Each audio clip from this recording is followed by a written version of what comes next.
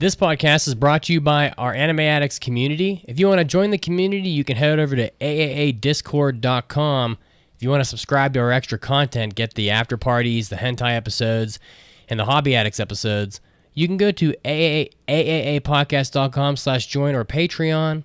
We just had a discussion about all sorts of video games on the Hobby Addicts, and we're bickering like old married couples about what kind of hot dog toppings are acceptable, which might be the after party today, so we'll have to find out. So again, to support AAApodcast.com/join or Patreon. And now it's time to start the show. Get ready! You're about to listen to the Anime Addicts Anonymous podcast. Make your anime addiction worse at AAApodcast.com. And now, here are your anime addicts.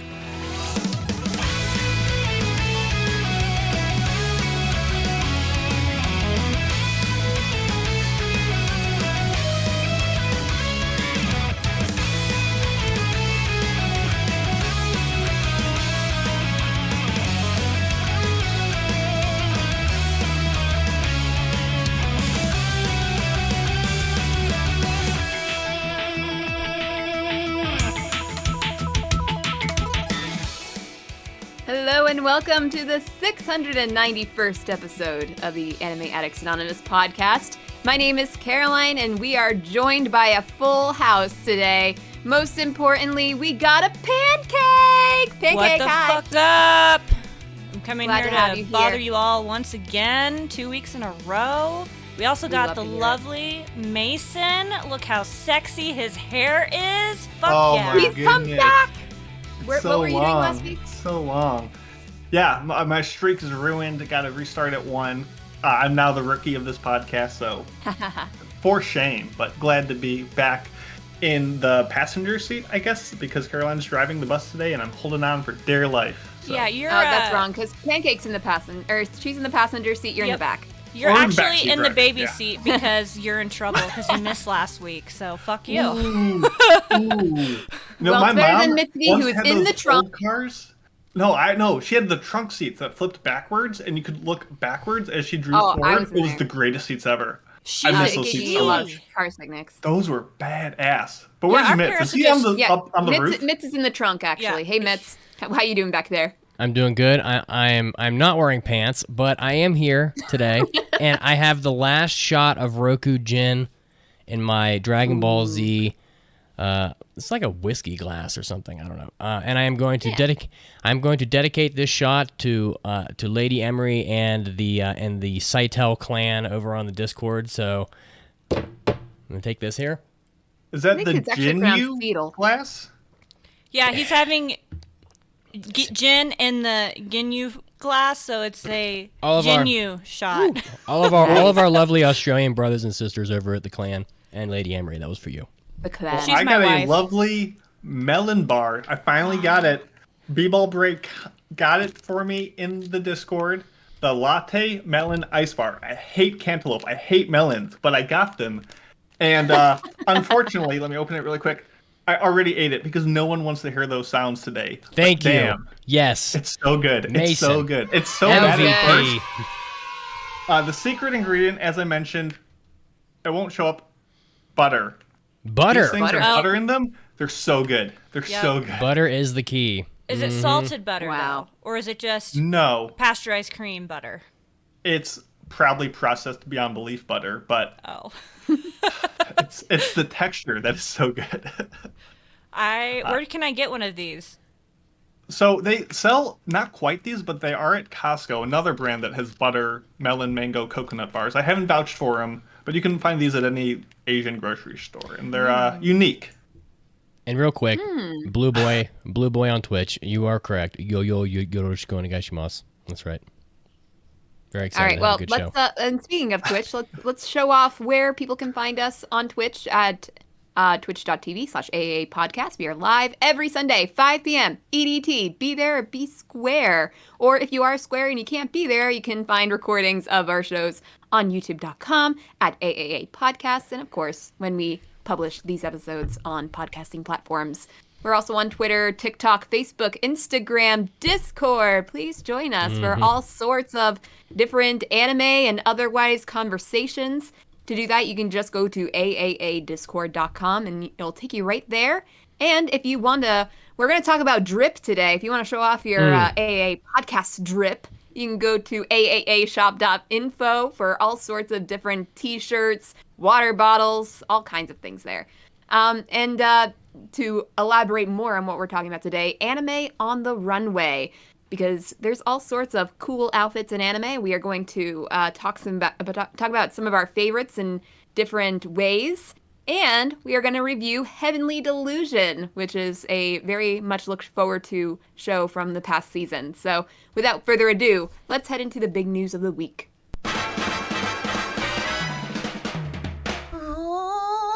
大ニュースです。It's time for big news of the week. Well, I wanted to talk about the jobless reincarnation controversy, but then I realized nobody gives a shit. I feel like there's something controversial every week in anime. I think it's just the new thing. We love to be outraged. First of all, I will just say jobless reincarnation is excellent. I mean, it's just so fucking good. I haven't gone back into the new season yet. We're up to date on it, and it's probably the best thing I've seen this season. So, but you know, it's definitely worth watching for people that haven't. I do get confused though that we're only on season 2. I feel like this is the 4th installment or something of Jobless Reincarnation. It's like, what season is this?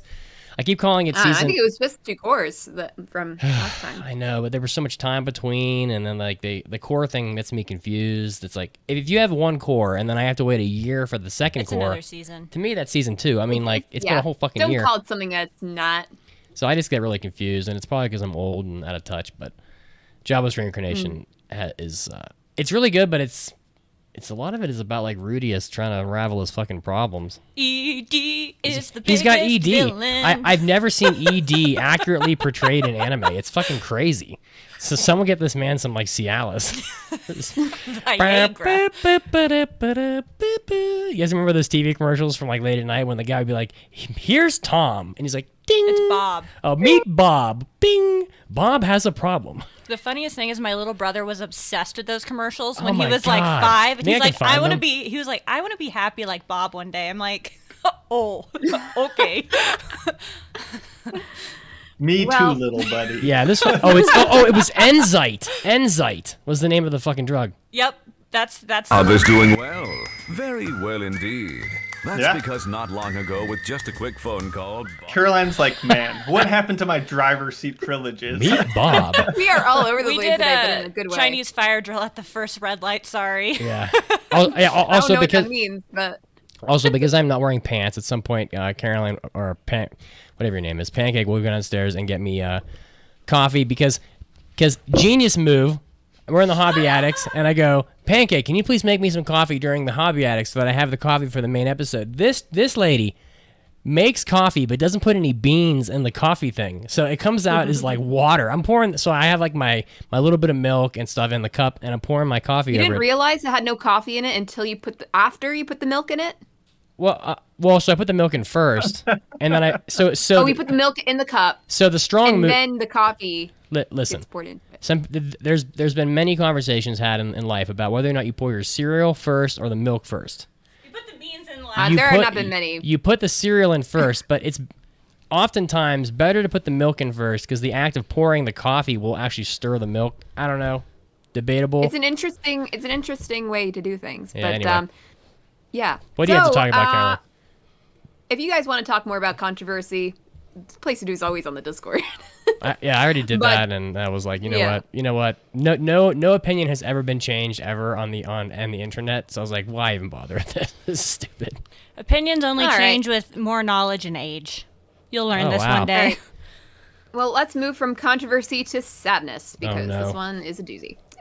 Okay, so the mangaka for Haven't You Heard I'm Sakamoto has actually passed away at 36 due to a cancer.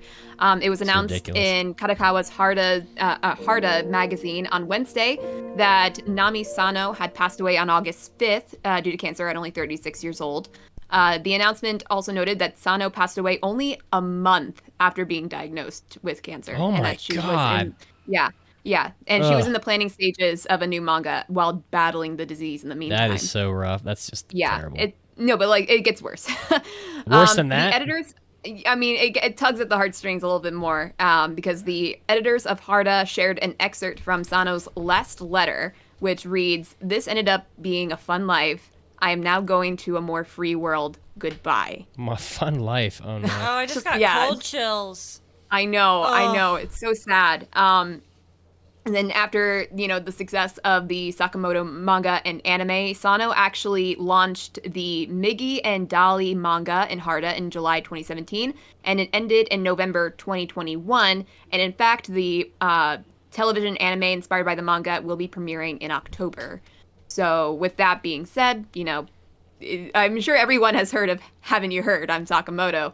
But yeah, apparently, the new anime coming out is pretty well received, and especially on the curtails of the mangaka passing away so tragically, gives another layer of interest to the anime coming out as well. So, yeah, it's just very sad. 36 is so young, and I know. to just have no warning for not only the person involved but the family members and stuff is just too fast.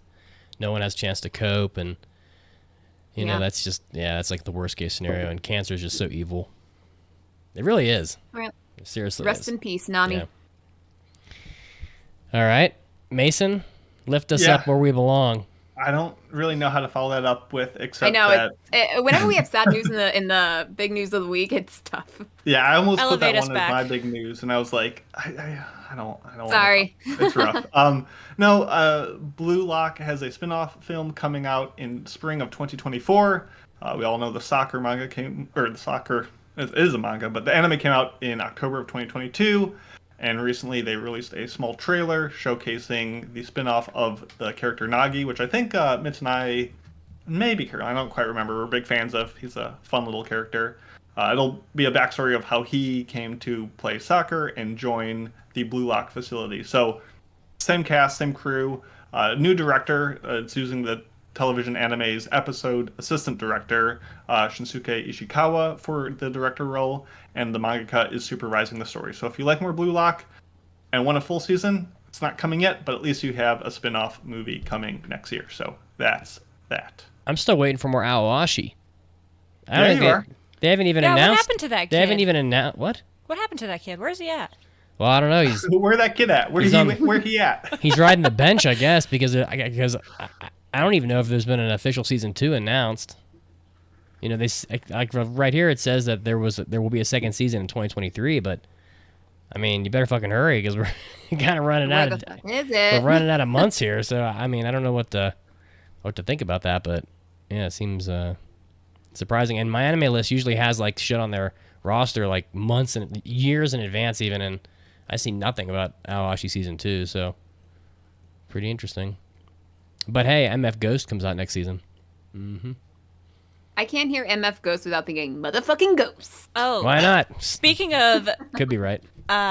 Initial D, I was wearing an Initial D after Pilates today and was going in to pick up monsters. And a guy pumping This is his such gas. a normal experience for women, I think. Well, this guy pumping gas said, "Hey, cutie, I like your shirt." And I said, thank you. Hey, girl. Was he attractive? So fine. I didn't look. Was he hot? Usually I just walk by during those situations. Oh yeah, I would just avert my eyes and I'm just like, pretend I thank don't you. know this person. Mm-hmm. Yeah. Or actually, you don't know that person, but pretend they never said anything. There's literally, yeah. Guys, that approach doesn't work. So, it doesn't work. You gotta be more creative. You gotta wanna make see a this reference. initial D? Exactly. There. I got an initial D for you. Or just say, "Hey, Takumi," don't say, "Hey, cutie, I like your shirt." Hey, babe, I'll be your Iggy. Or something like just something. That would have been better. I got it. You want to help me initialize my D? It's. Oh, my God. Anyway, speaking of lack of drip. Yeah. Anime with a drip. Come and get a sip. La-di-da. Okay, let's get into it then. Limp Bizkit? Yeah. Mm-hmm. I don't get it. It's from Limp Bizkit. One of Limp It's a Limp Bizkit's. Bizkit song. Yeah, you mentioned that. I Yeah. don't know any Limp Bizkit songs. Wow. Wow. No. Let's just single keep this one? podcast rolling along. Probably Yep. not. We're actually making pretty good time. It's only been 15 minutes, so we're doing well. We've just been chaotic in short stints. We just started late. It's been very densely chaotic. Well, I don't know. So this was really Pancake's idea. Really? Yeah, I come up with all the good ideas on this podcast. Cats. Oh, yeah. Now drip. Come on now. Well, let's clarify. Pancake came up with the idea of anime with drip, I'm assuming. And Mitsugi just in our show notes just said anime on the runway, which gives no indication of the dripitude that we should that be was talking confusing. about. So Oh. I took it and said, okay, we're going to have 3 categories. Shows or characters with the best wardrobes, shows or characters with the best drip, and shows or characters that have like a very on the runway runway exactly outfit. aesthetic. Yeah. So we have kind of 3 different Oh, looks okay. at the world of fashion within anime from at least 2 people who have no sense of fashion. So we will see how this goes. Well, I definitely am. I mean, I just go to Stitch Fix and I'm like, figure it out for me. And then he does little fashion shows, and, And I then say I do a yes and fashion no. show, and then There and you then- go. And So then, Fashion noth- show. and then fashion nothing show. fits. Fashion show at lunch. And then nothing ever fits because they don't make clothes for people with muscles. Which is why you don't have pants. Yeah, exactly. Exactly. He flexes and they rip off. I don't even go to It's work with too pants thick. on. Anyway, Well, what category, folks, should we dive into first? I'll follow your Wardrobes? lead, Mason. I think you are the most collected in the brain out of all 4 of us. That's yeah. I resign any chance I have of I winning feel that like I'm contest. fairly collected. Collected but in Nathan, the you do go brain ahead. seems like a low ball compliment. Like I have to say something nice. Yes, all your brain matter is there. As far as its function, we will see. Well, let's go in order. Let's start with shows that exhibit the best wardrobe. And when I think of wardrobe, I think of not one singular outfit that is defining, but a collection that really can add to a characterization. So let's start with Caroline because she put in a bunch of effort in making these images, I did. Those in the show notes. Those with the show notes. I got your back. I gave you examples. Should I do all 3 that I have for best wardrobe, or just one at a time? Let's go all 3. Okay. So for best wardrobe, I really leaned into the romance shows because for whatever reason, the romance shows always have different outfits for the girls. Like it's never, and except, of course there's exceptions, but like oftentimes when there's when there's no repeated outfits, for some reason it's the romance shows. So here in my first spot, we have Ice Guy and his cool female colleague, Fuyutsuki. I love Fuyutsuki. She's so pretty, and she has so many good outfits. Most of these are like work outfits, but she has like a lot of skirts, blouses, blazers, hats, belts. She has it all, and I want to be like her, because just like this, I only took like 5 stills of outfits, and they're not like great photos, a lot of these, because I just took what I could. But yeah, every single time I was watching the show, I'm like, oh my gosh, look at her go. She looks so pretty. So she has the first spot. Second spot, one of the main highlights of watching Loving Yamada-kun at level 999 was Akane's fashion sense, because again, she always had a different outfit on. We got some shorts with boots. Not my favorite combo because it doesn't make any sense, but she got them. And then she got like cute jackets. The first episode outfit that she had, so cute. You can never go wrong with jeans and a white blouse, and she made it even more so, just exquisite. Then, you got a couple extra outfits there. Not necessarily my favorite, a little bland looking, but overall in that show, she had a pretty good fashion sense. And then finally, the, just, what's it called? Like, I'm trying to think of like the best for last. There's something. Saving the best for the last. creme de la creme. That's what I'm talking about. The creme de la creme. The grand Creme de la finale. creme.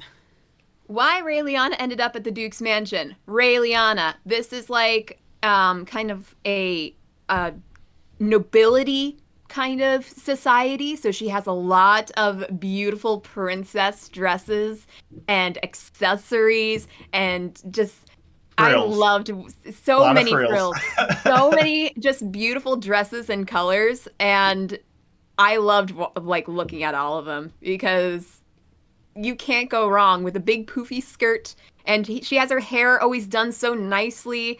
And yeah, there were so many great choices. So I did another, what's it called? A collage of her outfit. These are as cool. well. Yeah, so those are my top 3 for wardrobe. Who win? Like, if you could have, whose fit would you take? Well, I think I would go with Fuyutsuki's for like every day. But if I were in a isekai world, it probably would be Raeliana. Okay. So you want to be in the world where you get to wear those frills and dresses. Yeah. I mean, it seems like a pain in the ass. It seems like it would take forever to get in, but Yeah. it looks worth it. Okay. Mitts and Pancake, do you have any entries into this category? I'm poking around here on the internet, and this might be stolen from Pancake, but everybody knows that Yu Yu Hakusho has really great Yes. style.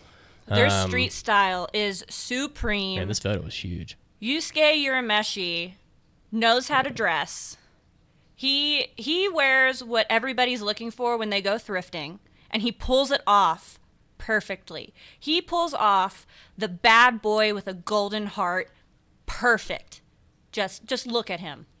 Gorgeous, flawless, rugged, and then soft on the inside. You can just see it. I'm trying to figure this image thing out on Twitch, but I think I broke it. Pancake, look at him. The audience, we're trying.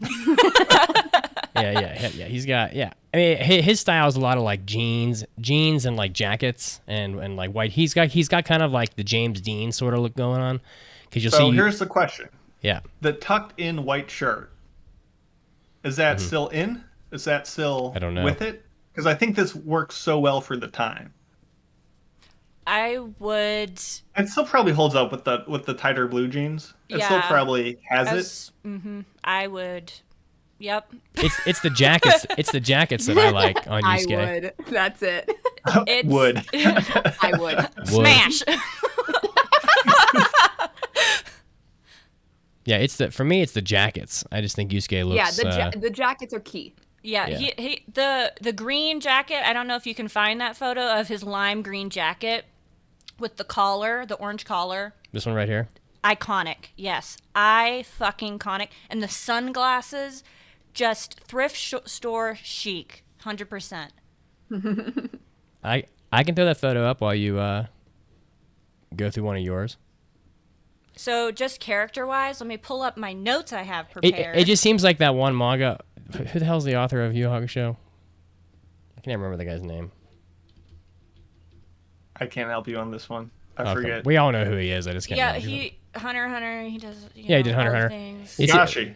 Yeah, Yep, Togashi. yep, So there you like, go. I mean, Hunter x Hunter is another good example because there are plenty. Killua doesn't Yeah. miss every arc. His friend Gon, don't even look at him. He doesn't know how to dress. He dresses like a forever 5-year-old. Yeah. But Killua I mean, he is. got the drip.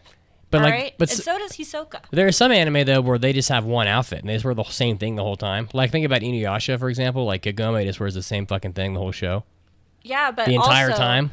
So But you know these anime that Togashi's like, no, these certain characters need to have like 43 outfits that they wear throughout the course of this series. because they're fashion icons in the series.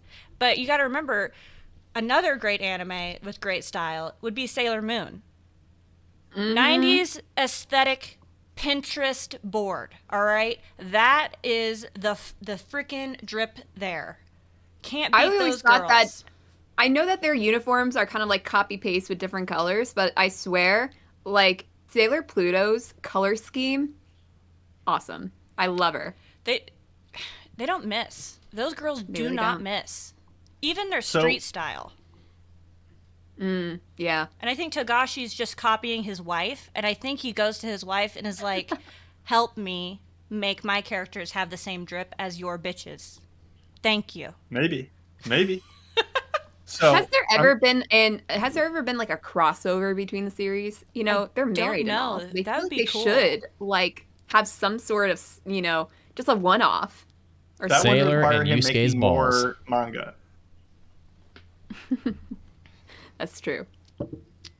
Well, I'm glad that Pancake brought up Sailor Moon because one of my first entries for best wardrobe has to be Cardcaptor Sakura, whose fit is just so baked into the show because she has the friend who just is like, Sakura, you're adorable. I'm just going to make you all these awesome outfits and costumes and things to wear because you look dope as hell. And then she makes the outfits and she puts them on, and you're like, yeah, she does look dope as hell. And you can just find leagues and legions of different outfits that she wears with all the different powers and elements over the series. And I haven't seen all of Cardcaptor. I've seen the main entry, and that was it. But dang, just so many different cool outfits from more casual stuff to more elaborate, ornate costumes to match her powers. Just a bunch of fun. I know if I was a girl in the young 90s, I would just be like, yeah, I want all of these in my outfit today. And Fashion yeah, icon. indeed. The next one I had kind of mirroring Caroline's line of thought with the changing outfits, but taken to a global scale, and also with the word Sakura in it, is Sakura Quest, the PA Work show following the footsteps of Hanosaka Iraha and Shirobako, both of which have great outfits in their own way. But Sakura Quest is on another level because you have a cast of 5 characters, all of whom have completely different outfits for every occasion that like matches their mood and style and personality. But the way that they use the different wardrobe elements in different ways throughout the series is something we never see in anime. Like, obviously, some characters wear the same thing all the time, and some characters have outfit A and outfit B, where they just have distinct different outfits. But this show will have a character wear like a jacket in the first episode that she pairs with a different pair of pants in the second one, and then like wraps it around her waist for a different outfit in the third. And just the way you can feel someone naturally put together an entire literal wardrobe and use that as reference and just had all these callbacks just in that design aspect is just proudly more amazing than the show itself, but still a really good time. So Sakura Quest easily up there for best wardrobes. And then my final one, High which fashion. is breaking down everything that I said from characters not having multiple outfits, has to be JoJo's Bizarre Adventure, whose silly, over-the-top ridiculousness is made okay because everyone in that show is dressed so to the nines that it becomes okay. Like, if you have one of these guys as the typical anime MC in the show, he stands out from the crowd. But when everyone is dressed so dapperly that even like a side character is just like a fashion icon, it just becomes baked into the universe and it's just spectacular. And not so much in the anime because animation is hard, but the mangaka just puts in so much love into all these outfits. Just every button has just so much ornate detail, and there's a reason why he's had like collabs with all these famous, manufacturers of like Gucci and stuff because it's just so Gucci. I don't know how to. He's honestly JoJo's Bizarre Adventure is if you took New York Fashion Week and Paris Fashion Week and said everybody's going to dress like that in their normal day to day, make it happen. And How can we make Iraqi this? just pops off.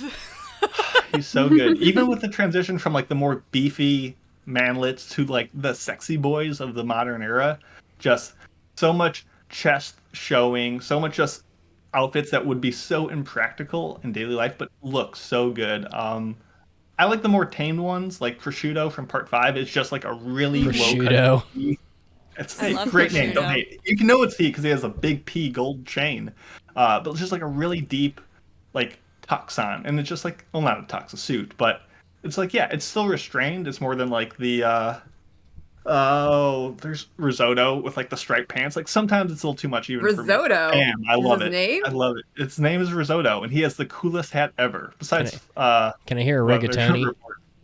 Like, hey, he hasn't been introduced yet. You can't forget Jolene though. I feel like she has one of the best sexy styles. Well, and she's got her spider webs that turn into the butterfly, and it just fits together so perfectly with her character and her hair and just everything about her the Y2K fashion and the timing that they made the anime come out is just so perfect, because I could see somebody wearing this to a club now. Yeah, like I don't understand. Like I am too primordial in my knowledge of fashion. I can't explain why her outfit is cool. What are those like shingles she's wearing on her shins that like blend into her boots? What is that? What is Jotaro's hat that becomes hair magically? I don't understand why it's good, but it is. I feel it in my But I bones. like it. I like But it. would. I wonder if there was like a Smash. fashion consultant for JoJo's because of how many outlandish outfits there are. No, Araki. Araki is the consultant. He is Fashion all powerful. icon. He's a vampire. Wow.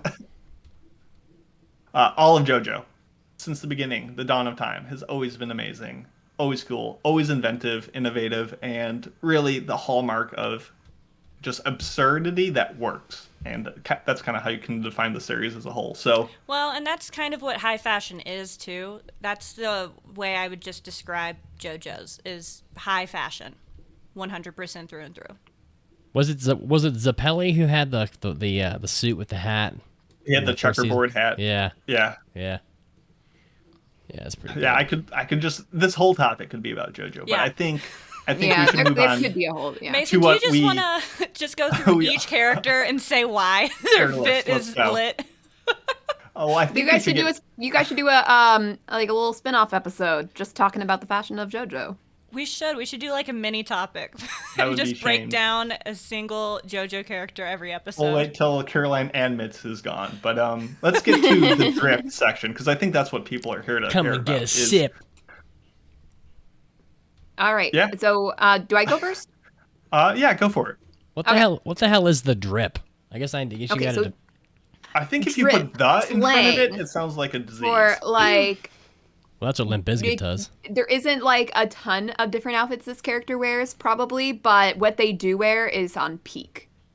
Okay, so on my okay. list, we got Miyamura from Horimiya, specifically before he cuts his hair, because he has this whole bad boy look going. He has his hair in a man bun. He got the piercing. He has like a singular glove on for no reason, but he makes it work. He has this striped shirt and like a gray like little short sleeve top over. It's just he just looks so cool compared to his typical nerdy life at school. So he's on there.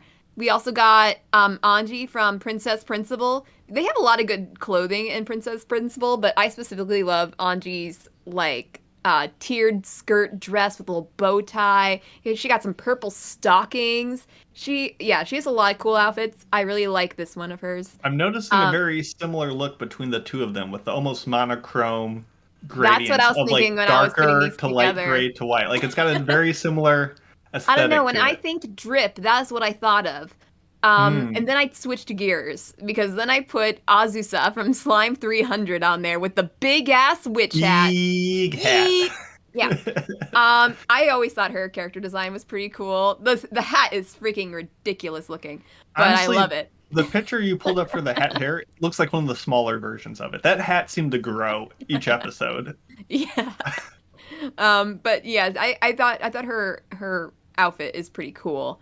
And I only just now added this in because I was thinking about it, and yeah, it's not anime, but you know whose outfit I really love is Zuko's from Avatar: The Last Airbender. At the end of season 3, he has a lot of different outfits. This one is just so cool. Yeah, just like the vest and boot combo really is really something else. So yeah, I just added him in there. I really flew through these, but I just couldn't really describe them any more than I could, really. Okay. Mitz, Pancake, lay the drip upon us. What do you How- got, Pancake? How about the immense drip that Shishomaru has from Inuyasha? He has That's true. the daddy drip down, okay? The daddy drip. He- What is the daddy drip? It just Sorry, gives I have off to those pick daddy my best. vibes. What does that mean? The daddy vibe. If you don't know, you don't know. He's not your dad then. He's not your Wow. dad, but he I have can a be your question. daddy. I'm not He has your a lot dad. of I'm stuff- just the guy that fucks your mom. Yep. There's a lot of shit going on with Sesshomaru's outfit. No, He no, has you so need to much. pull up this image, please. Thank you. So everybody While can he searches see. for it, I want to ask: is the drip when you guys look for it? Is it more the outfit or like the accessories? It The is accessories make the outfit. The accessories They make do the outfit. absolutely. Yep. So, and it's also the person that's wearing it. Like, look at him. You see You him. gotta make him fit. He's so big. It's such a big image. You can't miss. I'm just gonna leave him there the whole time, the whole episode. Yeah, he's gorgeous. Look at that drip. He has like an entire sheep on his shoulder. And then I had to also include the Deep adorable. is just drip in the future. It's just on its way to becoming more drip. Also, we also have Momiji from Fruits Basket. I think he has the drip. Cute. Eventually, he's sexy. He's got it all. Eventually. Well, he's got to grow up. I don't have a thing for crushing on 12-year-old children Why not? because I'm not a nasty. Because you're not nasty? I'm not a nasty, but Momiji, Style King, also. All of the boys from Oron High School Host Club have the drip. They're They ready for really every do, they do. occasion. Ready? I don't know why, but like, what's like Kyoya? I've seen like pictures of him in his like his streetwear. I don't know. It gives me the ick. What? Yeah, I do not like his streetwear. He's like wearing this weird vest.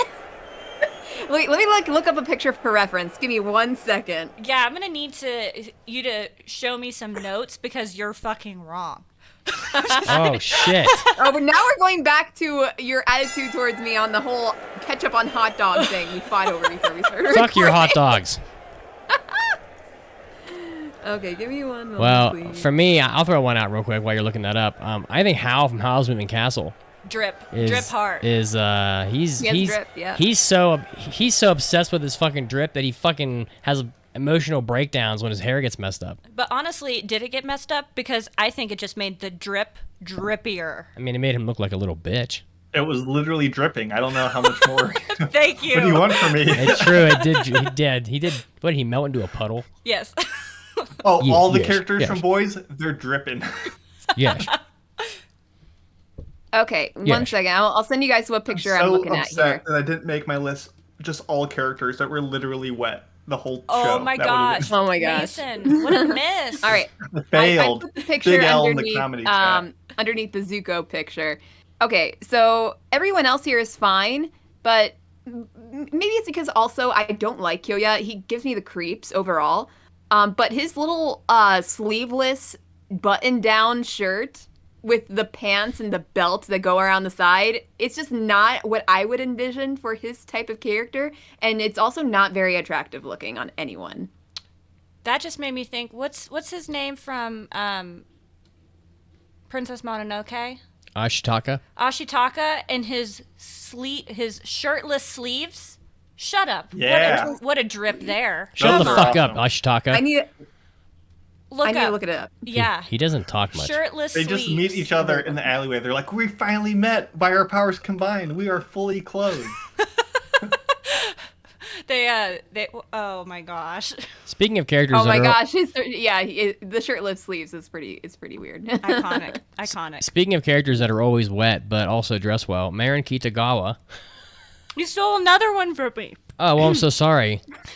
You're just too slow. I had notes. I typed out notes. notes. I mean, wet because Marin is just always thinking about sex, but also she seems to show up well dressed, even though half the time it's in a bikini. So I don't know if a bikini really counts as much of an outfit. It does. It does, because you do get wet, so then you do drip. So But she got the drip. But she does have like 33 ear piercings, so there's some accessories. What else Yeah. does she have pierced? Do we know? Well, I would say what's his name, Gojo. I would say Gojo. We'll find out, but he probably won't. So, yep. We're gonna have to ask all those fan artists on Patreon. Who are all Inquiring drawing minds porn. want to know. People. Okay, other drip. Yes, other Did drip. you have anything, Pancake? I've given all of the drip, and Mitz keeps You've given all the stealing drip. mine. Yeah. You have Okay. nothing else. I gave the boys from High School Host Club. I gave Momiji from Fruits Basket. Yeah. And I gave Daddy Shishomaru over there in his iconic outfit. Well, here's a deep cut for you. How about the characters from Megazone 23 from the fucking 80s? Because these characters are pretty cool too. What about Kaneda? He's got a drip of his own. Kaneda. Yeah, from Akira. Kaneda showed up in Heavenly Delusion. I love his jacket. The jacket is cool. That's a look. That's where it a is. Drip. Come on, Yeah, baby. That And jacket. if we're talking about iconic jackets, one of the guys on my drip list was obviously Vash from Trigun. That's who true. has a sick outfit in his, obviously, the red jacket with the billowing sleeves, but also those like high combat boots with the knee guards, the Ubisoft iconic orange round sunglasses with the little squiggle on the sides, like that whole thing, and the yellow hair, his whole outfit, iconic drip fest. While I've only seen Stampede, I have to say the I'm so outfit sorry was for you. sharp. I The have sharp- one more. It's so sharp.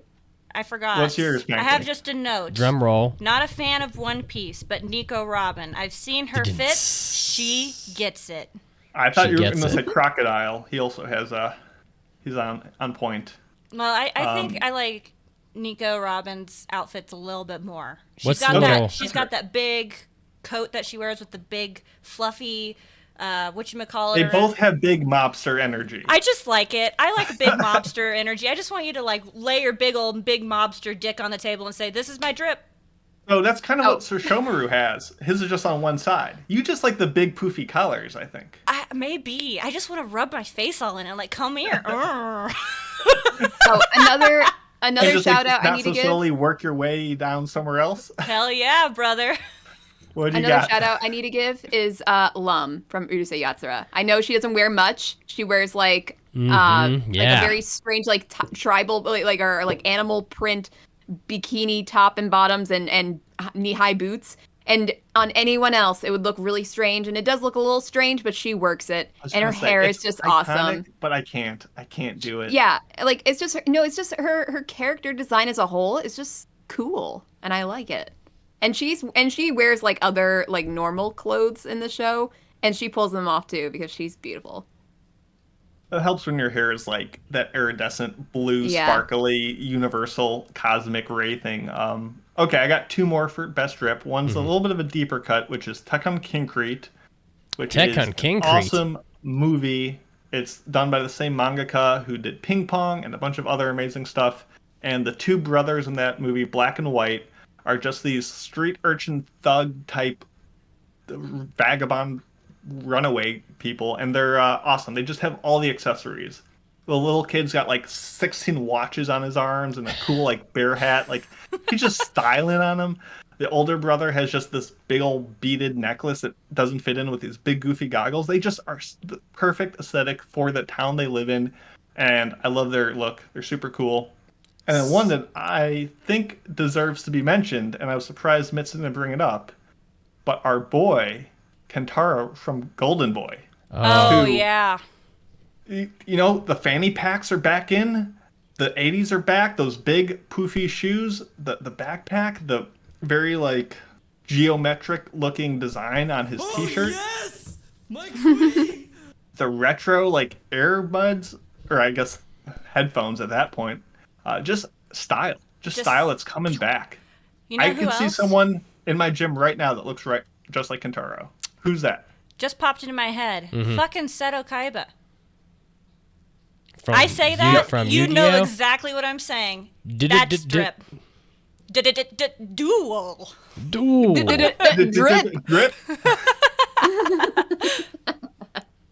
Every time I think about like Yu-Gi-Oh or Pokemon card, like the card game, I think of all the parents that sold all these Pokemon cards at like yard sales for like a penny, and they're worth like some of those cards are worth like thousands now. And it's just like, you dipshits, like this thing took up no space in your house whatsoever, but you just couldn't stand it, and now you're like probably reading about this shit on the news and hating your life. You know those big Rubbermaid tubs that you buy that had like the white Yeah. top and they like have the it was little clear? they have the clips on the side. Yeah. It was huge. It was one of the big ones. Like you put your Christmas tree shit in there. We had one full of Pokemon and Yu-Gi-Oh cards. Papa Pancake fucking sold me. Oh, your dad is a dipshit.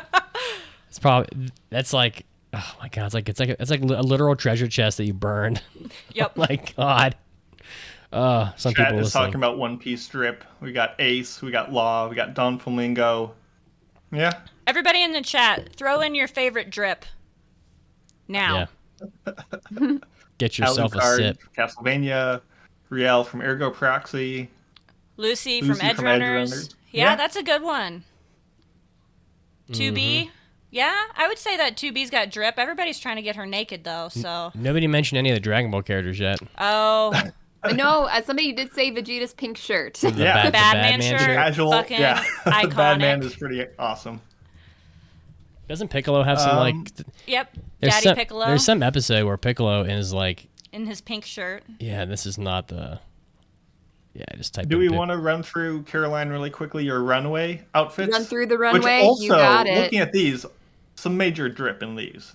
Yo, yeah. Like, you could probably, transport each of these into the other categories.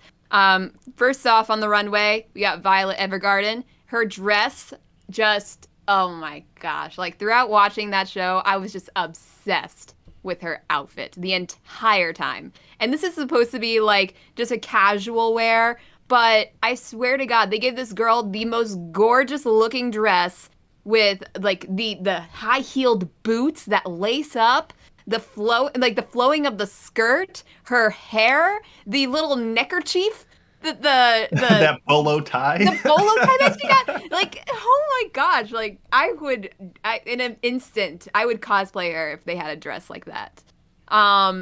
So she is obviously going to be flourishing down the runway. This was kind of on the nose, but I went with Princess Jellyfish. They have to make the appearance on this list somewhere. Kuranosuke, anything that he wears in this show is going to be on the runway, but I put a picture of the jellyfish dress because that's literally what they put on the runway.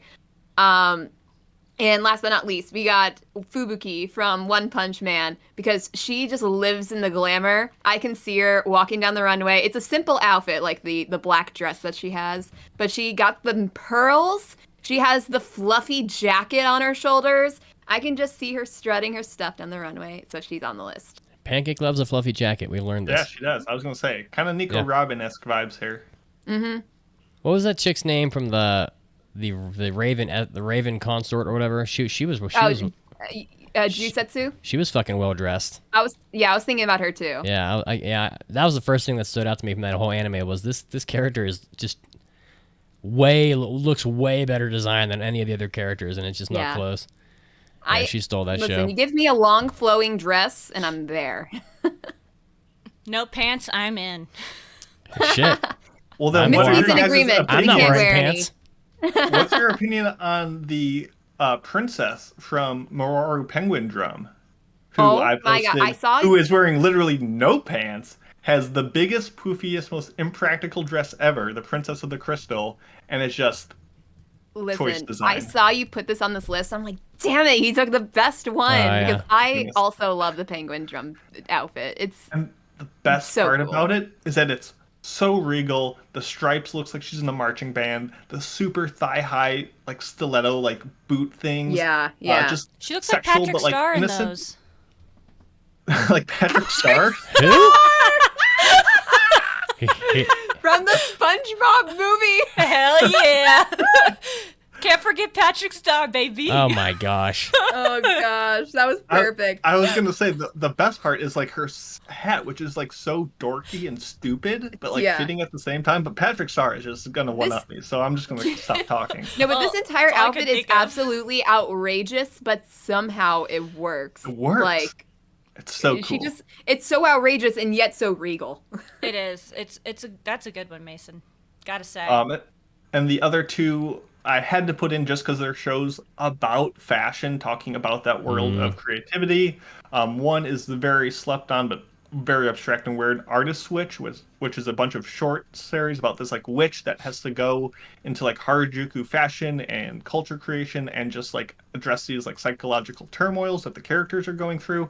It's a very weird show, but pretty neat fashion in there, as well as Paradise Kiss. It was between this yeah. or Nana or Smile Down the Runway. Had to go with Paradise Kiss just because the OP is so good. The characters are a bunch of fun, and they make art for fashion shows, and it's really cool. Everyone's super drippy, super fun show, and yeah, just good stuff. And just because she won the waifu war, I'm not gonna lie, but 02's got a pretty good outfit. She does. Like it's a uniform, but it's well designed.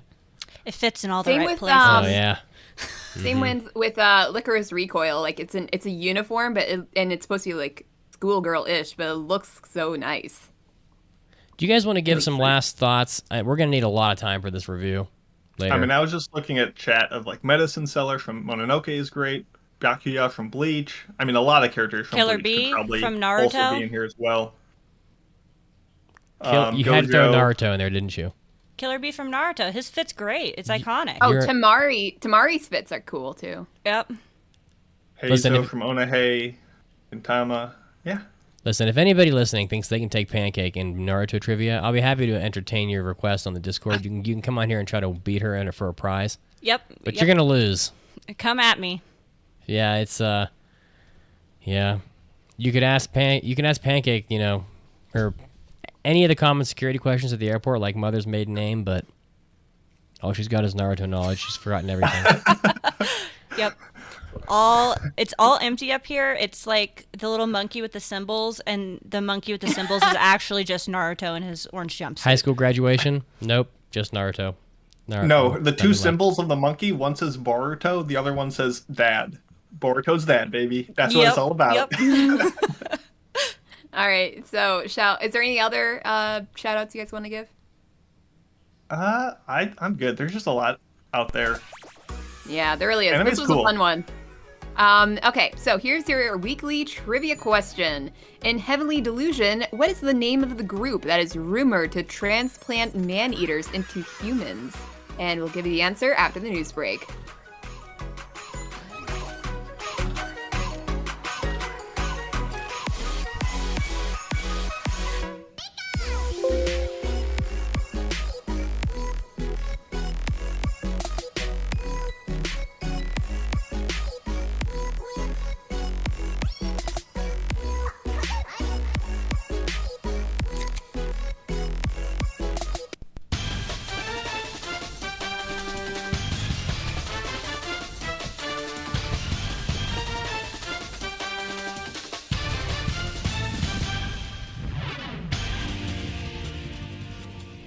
Hey, Anime Addicts, it's Mitsugi, and I'm bringing you your anime news. Getting us started off with some Karakai Jozu no Takagi-san news, otherwise known as Teasing Master Takagi-san. The Gessan magazine's issue in November is going to feature the last two chapters of this manga. The manga is ending an 11-year serialization, so that the 19th volume shipped on May 10th of this manga, so it has quite a lot of content out there. Shin-A Animation adapted the manga into 3 anime seasons in 2018, 2019, and 2022, and there was also a movie. So, lots of content, but if you're a fan of Karakai Jozu no Takagi-san, it's been a good run, but it's coming to an end. Next up, some very sad news, actually. The manga author Nami Sano of Sakamoto Desu Ga, otherwise known as Haven't You Heard, I'm Sakamoto, died of cancer on August 5th. She was only 36 years old, which is just tragic completely. Cancer being just unbelievably awful. So if you're a fan of this manga or just, I don't know, it's just a very terrible tragedy to have someone die so young with so much talent. So wishes go out to the family. Next up in the news, maybe the longest title I've ever seen for a light novel is getting made into a TV anime in 2024. The title, Loop 7 Kaime no Akayaku Reijo wa Moto Teki Koku de Jiyu Kimama na Hanayome Seikatsu wo Mankitsu Suru, otherwise titled 7th Time Loop. The villainess enjoys a carefree life married to her worst enemy. They just don't know how to title anime. It's just so ridiculous. It's going to be getting an anime, and it's going to come out in 2024.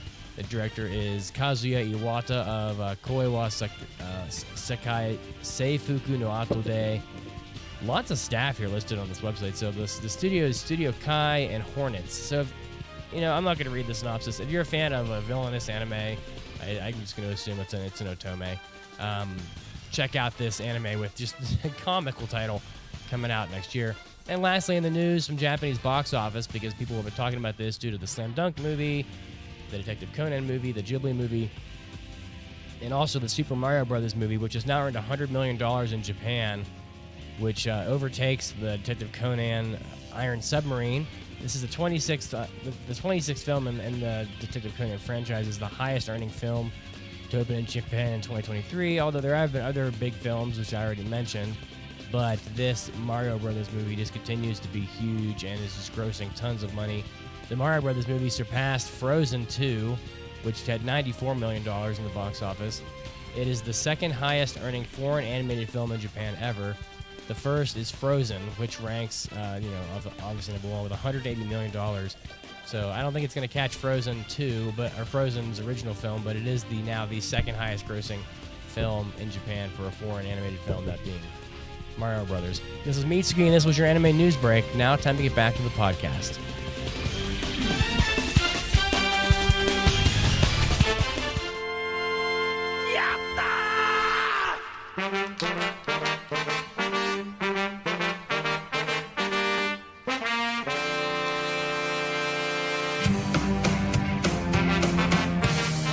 You've been waiting nearly 13 years, but the podcast has gone the distance. We have launched our podcast merchandise store, www.aashop.info. T-shirts, hoodies, mugs, stickers, and more, nearly at cost, because we want you to spread the word, not empty your pockets. So help spread the word that you're an anime addict and get yourself some Anime Addicts merch over at www.aashop.info. That's www.aashop.info.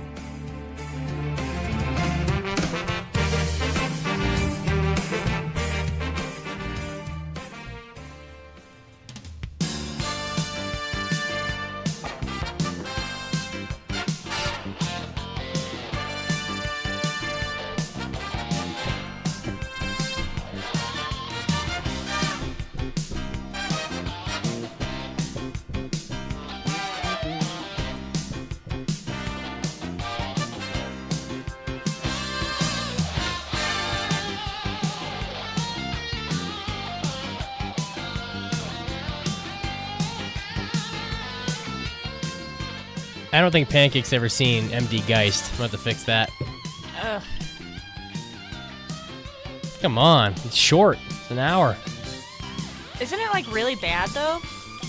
It's not. It's it has, fun. That is a strong word. I mean, Should we just make a drinking episode out of this? I think we've done that Have we already. done one of those before for MD Geist? I know we did one at least on the Discord. Years ago, I think we did. We should do one I'd be up for Ghost another one. Stories. I've seen a Ghost Stories drinking game going around here recently. You see, Ghost I tried Stories doing that dumb. before, but I don't know. I feel like Ghost Stories is fun, but it needs to be a little more condensed for a good drinking game. Well, I think we did the drinking game like Bad Dub Night in the Discord. We Where we did. watched a bunch of terrible. We watched like Ghost Stories and Garzy's Wing. and all Yeah, the that was classics. so much fun. Darcy's Wing. Ugh. What a Woof. classic. Oh my god, woof. Wood. God damn. God. Anyway, trivia question. In Heavenly Delusion, what is the name of the group that is rumored to transplant man-eaters into humans? The answer is the Immortal Order. Oh, there's a fluffy cat. The fluffy cat that keeps getting into Pancake's like makeup. Pink makeup. Pink makeup. So he has this white cat has like pink shit all over him. It's fucking hilarious. That's not good. All right, guys. Well, as we do often on this podcast, it is time for Unexplored Pictures with Mason. My mother will visit sometime soon, and I will record at least 10 games worth of Mitsuki's Moms Know trivia questions. But until then, enjoy Mason and the Unexplored Pictures. As soon as I find the drop, there it is. Get your popcorn ready. It's time for Unexplored Pictures with Mason. It's been a little while, but we're bringing it back. It's been a talking while. about movies, new and old, that you might not have seen, that I'll let you know if it's worth your time to check out. The one today is a 2-hour entry from the famed Yoshikazu Yasuhiko. It's called Arion. I actually talked about a movie he did previously on another Unexplored Pictures, episode 614. I talked about Venus Wars. This guy essentially is the chief character designer and animation director of the OG Mobile Suit Gundam, as well as the mangaka for the origin retelling of it. So, dude who is well-versed experience in anime. And this movie looks freaking rad for 1986, and it looks freaking rad in 2023. This story follows a young boy named Ariane who's kidnapped by Hades as a child. He's told, "Oh, we're just going out to pick flowers." "Nope, you're in the underworld now, buddy." And he's raised to believe that his mother was blinded by Zeus and that killing the ruler of Mount Olympus will cure her ailment. So he's like, okay, yeah, that sounds reasonable to me. Let's do it. And in his quest, he comes across many of the heavy hitters of Greek mythology. You've got Apollo, Athena, Hades, Poseidon, Prometheus, Hercules, everyone. You get the whole crew. But you don't need to be familiar with Greek lore before watching this. Everyone's pretty well established as singular entities within this movie. And this movie is pretty awesome because he just goes from one place to another, meeting all these characters, getting into scuffles, a lot of deaths, a lot of titties, a lot of betrayals, all the drama and tragedy. Did you say titties? Did you say titties? I said titties. Oh, bring You me really the titties. swept over that quickly. I went over it quickly because this movie absolutely sprints through every encounter. It takes all the drama and tragedy that you would expect from the cast of Titans that he is encountering and smashes each scene into like its smallest. Okay, we got 2 minutes with Hades, let's go. We got 2 minutes with Poseidon, let's go. And it's kind of fun seeing these like, classic figures reimagined and completely redone. And it's worth the effort to track this movie down, which is easy because you can just go to YouTube and type in Arion, Arion movie, and find it. So you can just watch it there. For diehard One Piece fans, the voice of Luffy, Mayumi Tanaka's in this, and this movie actually came out a couple months before Castle in the Sky, classic Ghibli movie. And with that, it shares the same composer in Joe Hisaishi. So I don't need to tell you that the music in this movie is pretty stellar, if not a little similar at times, because he definitely has a style and he sticks to it. So good visuals, good music. I like it a lot more than other 1986 movies of the time. Fist of the North Star, They Were 11, Barefoot Gen 2. I think it's definitely a lot better than those movies. The biggest problem with this, though, is that 2 hours is kind of a long time, and it's as engaging as the scenes are independently. 2 hours is just not long enough to tell what amounts to a typical hero's journey. So it does just start wearing out its welcome by the halfway point. It feels rushed. It feels messy. A lot of the reasons and build up to these scenes are just so spread thin that these grand events that should be epic end up being pretty tepid. Even when you got characters going full Dragon Ball mode and flying across the screen and shooting out lasers, you're like, oh, just don't really care anymore. So I do recommend this movie to start. Check it out for the old school animation. But once you start getting bored, just leave. The peak isn't at the end. It fades by the end. And I found myself bored by the end. But for the most part, the first half, it's a fun ride. Check it out. Like I said, there's titties and some really awesome animation. So check out Arion if you want. Hey, Mason. And that's it. Yeah. Do they have the drip, though? They have the drip.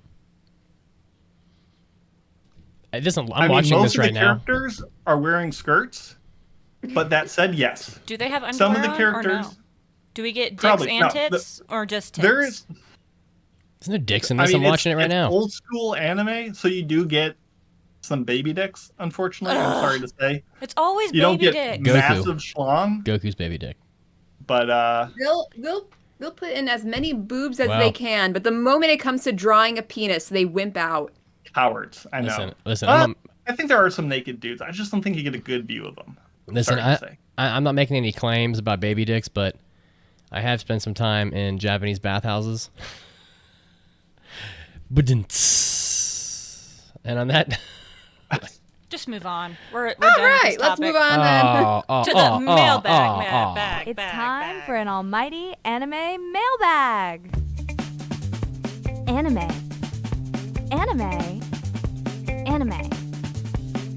Mailbag. you'll be spending some time in Japanese bathhouses in March. We Yeah, bought if our we can- Japan tickets, so we are going. Hey, omedetou. Yay! Ticket prices have only gone up like 40%.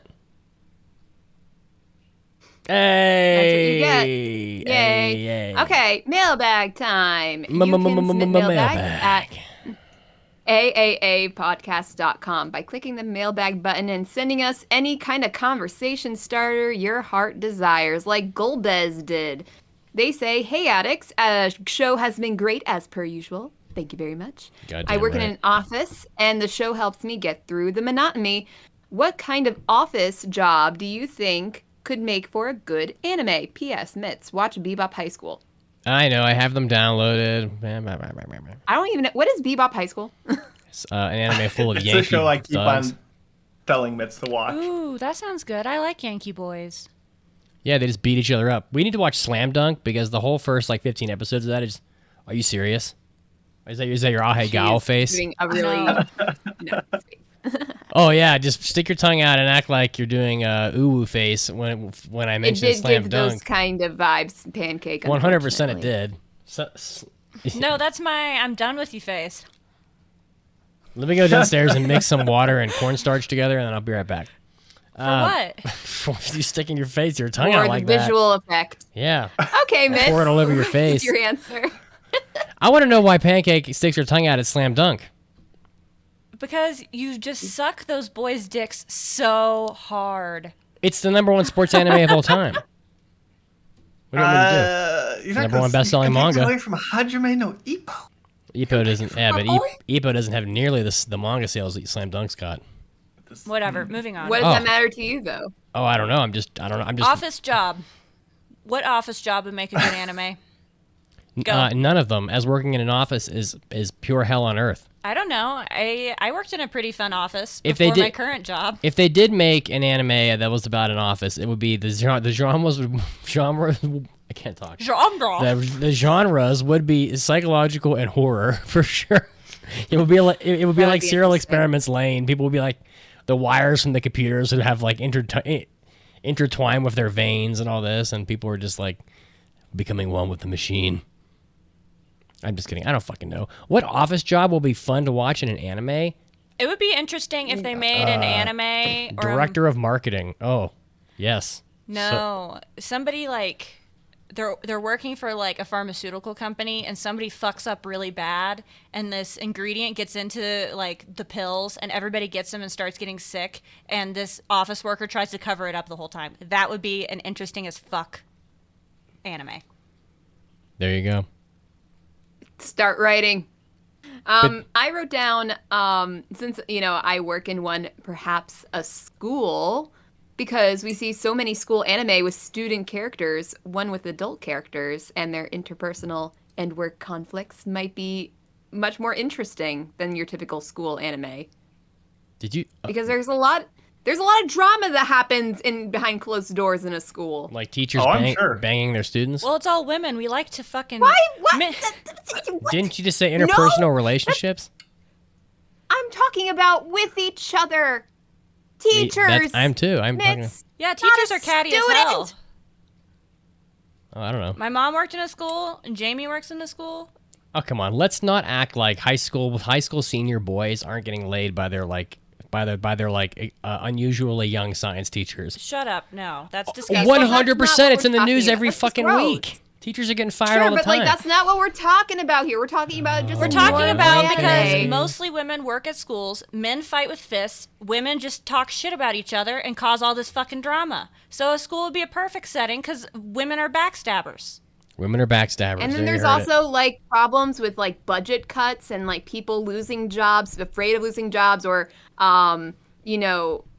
like there's a lot of organizational issues between teachers in different schools and everything. So I think it would be interesting to follow adult teachers, not students, effing teachers, Mitts, in a But, like- school anime.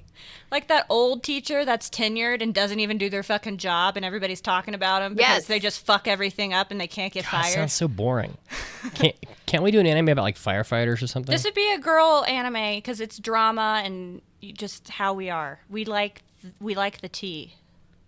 Yes, so much oh no, but then there's also teachers. Teachers will talk about what students like each other, and so they'll seat them like closer to together in class. Like they'll give assigned seats, Just and to I'm see going what to put happens? Amy next to James, and I'm going to be like their wing person kind of thing. That happens. That's creepy. No, but That's I don't know teaching, if baby. it's that Why is that creepy? I don't know. It's like Because teachers are meddling in the affairs of people, children that are Yes, 30 years younger than they That's are. weird. a lot of students are very like forthcoming with information to their teachers. Like, yeah, I kind of like Amy, but I don't think she'll like see anything in me. So that teacher be like, noted, and then place Amy next to James, and see what happens. We'll call it Initial T. It's a person's first teaching assignment. I love it because initial T, because it could be the tea that's being spilled, and teacher. Yeah. Ah, I got you, Mason. Let's move on to our review. I had so much more to All say. right. I You like did? your idea, by the way, Caroline. I, Go ahead. Vince. Thank you. I don't think the girls want to hear my comments. I like the Is it going to comment. be more inappropriate stuff? I like the comment in Probably. the chat about farming some good bud. That would make an interesting anime. Yeah, except Japan What does knows that nothing mean? about marijuana. They barely have Oh. it, and no one. Yeah. Would that be considered an office job, though? I was actually. No, probably not. I mean, maybe there probably are some office jobs like in Denver with that, but because it's grown here. But I was actually surprised to see marijuana in Heavenly Delusion because it's like Japan knows nothing about weed. It's illegal there, and as far as I know, almost no one uses it. So I don't know. Yeah, it was very shocking, but we can move on. All right, let's head into our review. Mason, take it away. Yeah, we're talking about Heavenly Delusion today. This was passed by myself in episode 676, aka Tengoku Daimakyo, name of the show, not 676 in Japanese. This is a spring 2023 show. You can watch it on Disney Plus or Hulu. The synopsis reads, in the year 2024, the world has collapsed. Monsters are called man-eaters, which are fitting because they eat people, are a threat to society, which is also broken down. There are no laws. Kiriko accepts a bodyguarding job to a boy named Maru as they go to a place called Heaven. Quotes around Heaven. It's directed by Hirotaka Mori. It's done by Studio Production IG, who's been doing a lot of assistant production work lately, but they did Awashi recently, which Mitch was a big fan of. And it's based on a manga by Masakazu Ishiguro, who did the fantastic manga and anime, And Yet the Town Moves, which I was a big fan of, and one of the reasons why I was excited to this. So, expectations going in. Let's start with Pancake. I always have very low expectations when starting an anime. So, I had none. I thought I was going to be tortured once again. having to Tortured? Watch shitty stuff that you Whoa, guys whoa, pass. whoa. Wait a second. What happens is I'm watching the anime, and you're asleep. And then I say, this sucks. I'm going to go to sleep. And then you try to turn it on when I'm awake. And I'm like, no, no, no. But this one, I was like, Mason must have passed it because it's good. Yeah. You know what a brown nose move that was? Mason, It's the truth. it's the truth. What? I tell you. Look, I get super slow, shitty romance animes from Caroline, and then I get shitty isekais from you. Mason's my only hope. Listen, it's not all the time that I pass shitty romance shows, okay? When was the last good one? Crickets. It's true. The last good overall show that I passed. Yeah, or the last good romance. show. You pass a lot of romance. It's a lot. To be fair, listen, Okay, I passed. Wait a second, I Caroline. passed 2 romances last season. Wait a second. To be fair to Caroline, a lot of the bad romance shows are listener choice anime. Okay, so I'm blaming you fairness. guys. In fairness, the last good one was fucking Tomo-chan. In my opinion, Yeah, if you can call it a romance. and I that don't was listener choice. know. Oh, okay. And it was the beta. Anyway, moving I had on. no expectations. Moving on. I mean, we all know that you didn't fill in my gap there, but we all know that I'm picking like the trash fucking like isekai shows and the I sports did. anime. What I you said. That's what you said? I get shitty romance from Caroline and the listeners. I get shitty isekais from you, and then Mason. God damn. Well, once in a while they'll make a good anime and he'll pass it, and then I get to watch it. Do I have a fucking pancake drop on here somewhere? isekai insults are forgettable.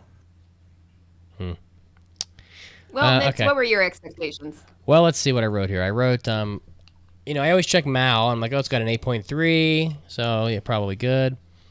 I read the plot line, and I got to read it. I'm just going to read. Let me just read this first paragraph to you. 15 years ago, disaster struck human civilization. Now, dangerous man-eating monsters roam the lands, posing an existential threat to the remaining survivors. And amid this turmoil, an isolated facility shelters children and nurtures them in peace. However, as a few among them find out about the world beyond their nursery walls, their curiosity grows. What anime does that sound exactly like? Promise Neverland. It sounds exactly like Promise Neverland. That is the plot of Promise Neverland. And I was like, this is fucking Promise Neverland. So that's what I expected, to be honest. But I was wrong. I heard that it was going to be a good post-apocalyptic adventure anime, but other than that, I didn't know any of the details. Okay. Yeah. And I watched episode 1 and I was blown away. And I was like, I'm passing this. I did not watch anything more than that. And I was excited to check it out since. So, with that said, no spoilers. Would you recommend Heavenly Delusion to the good folks listening? Pancake, once again, the floor is yours. Absolutely. I texted my best friend last night and told her that she needed to go watch it, so there you go. We're already on it. There you go. Mitz, what do we got? Yes, but not right now. And I'll tell you why. Because this anime is probably going to be a fucking year until you see the rest of it. And this is a plot-heavy anime, and you're not going to remember jack shit about it in 18 months. So it's just a bad idea. Like, to watch this anime and then watch like 50 other anime and then watch the sequel to this one, you're not going to remember a goddamn thing. So I just don't recommend watching it now. Like, you really should just wait till the second core comes out and then watch it. Because it is good, but I stand by it. Like, unless you have the most like dictionary-like brain that just downloads things and never forgets details, you're not going to remember the shit that happens in this fucking anime. There's way too much shit going on. And but it is good. It's a little, it's weird. Like, this anime, I don't know, this is weird. Not a whole lot fucking happens in this anime, but they unravel like little details of the plot and have enough pacing to keep you interested. But the majority of the show is just like two people walking around in like in the middle of nowhere for the most part, but they unravel things bit by bit. So by all accounts, this anime should just be like a brutal slog, but it really isn't, because there's like intermittent like fight scenes and little plot revelations and things like that keep it interesting. I really like the two main characters of this anime a lot. I thought they were extremely strong. They work well together, that being Kiruko and Maru. I thought they were really good, to be honest with you. I'm kind of hit or miss on all the little kids in the orphanage or whatever. Like, they're whatever, but they were pretty good. The only big downside of this anime is that in spots the animation is really poor. Like, particularly if there's like stuff happening in the background, like it looks like. Big disagree. It looks like things are buffering, like in the backgrounds of some shots. Like, I got to pay attention, but they'll be talking in the foreground, and like someone will be dancing in the background, and the dancing in the background. Time. It happened many times. It just needs more like frames of some of the background stuff. I get that they probably saved their budget for the points where they really needed it, but or they saved their budgets for those beautiful like environments. Like, the environments were very detailed, in my opinion. Well, I'm not talking about the environments. Yeah, I'm just talking about how things move. I mean, like, it's fine to save your budget, but in some ways, I'd almost rather have no background movement than have it look choppy. So, I'm not saying the animation was bad, but there's spots where things don't. It's a minor gripe, but yeah, I'd recommend it, but I would not watch this now and then try to watch it again in a year. It's just not going to go well for you. It's not going to go well for me. I'm going to be like, the fuck was this? What's going on? Unless you read the manga or have a wife that has one of those memories. Well, I'm not going to read the manga, and I don't have a wife with one of those memories, so. Oh, Got him. I don't know who caught you up on Vinland Saga the whole entire time. This anime and Vinland Saga are way different. Like, Vinland Saga is like, let's just hack people's heads off for like 17 episodes and have battle scenes. This anime's got way more plotline going on than the first season of Vinland Saga. It's not even close. I differ to beg. Okay. going into my thoughts, I agree with a lot what Mitsugi said, especially with the whole like confusion going into a possible second season. Because I mean, based on your example, Pancake, the thing with like the difference between Vinland Saga and this is that with Vinland Saga there was a lot of, you know, like with the plot that they did have, it was fairly linear. This one is not. Like they'll give you like little tastes of the possible answer to all these mysteries that they have going around in this world, but the tastes are so frequent and so different, and you still have no idea what's going on, that by the time you watch a season 2, you're going to forget all of those tastes. At least in my opinion. And can I add something real quick before I let you continue? Yeah. This anime has 4 fucking different timelines occurring. There was a point in time where we were in a flashback of a flashback. And then and then there's a future timeline. I'm really sorry, there's a but lot like of different timelines going on. This is like this is a like, Steins Gate level thing happening. Go ahead. Yeah, and there are certain like this might be inching it towards a spoiler, but there's a question of like, when does the children's timeline take place? Is it like, I'm assuming it's like before, but they show it as if it's happening concurrently with the Maru and Kiriko timeline. It's before. So it's just it's a lot happening that you have to figure out, and you don't figure out much by the end of the first season, which is my main gripe with this show. But regardless, I did find it interesting. I like the world. The main leads, as Mitsugi said, I really like them. They're a good duo. And like, if it were just one of them, they would be either too much or not enough. Like, Maru might be too much and Kiriko might be not enough, and if they were taken individually. But together, I really like them. I think they play off very well. Yeah, and that combined with my thoughts on the mysteries and the possibility of a second season being confusing, I would probably watch a second season anyway, to be honest, even with those gripes that I have. And it was just really good and a fairly unique show compared to others that we get. So that would be my recommendation. Nice. Mason, do you have any thoughts? This show is not for everyone. Obligatory content warning. There is a lot of suicide, sexual assault, just a lot of unpleasantness in the show. So that be warned. Blood. An adult, please. This body show horror, somewhat is a masterpiece. It is so spectacular. There are so many revelations throughout the 13 episodes that are so dreadfully interesting, engaging, and sad, and it's paced so perfectly to deliver a satisfying answer. Never so complete that you're not uncovering more stuff. It feels almost like you're watching Memento, or like a mix of Akira with Shinsekai Yori. It's science futuristic fiction, but it's so grounded in reality and engaging in its direction.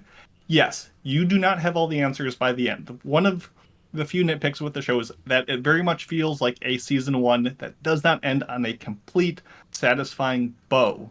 And yes, it will probably be a fair while before we get a movie or season 2 or some sort of follow-up. But I would argue that that long gap will make you forget things and force you to go back and rewatch it and realize how much good shit is in this show.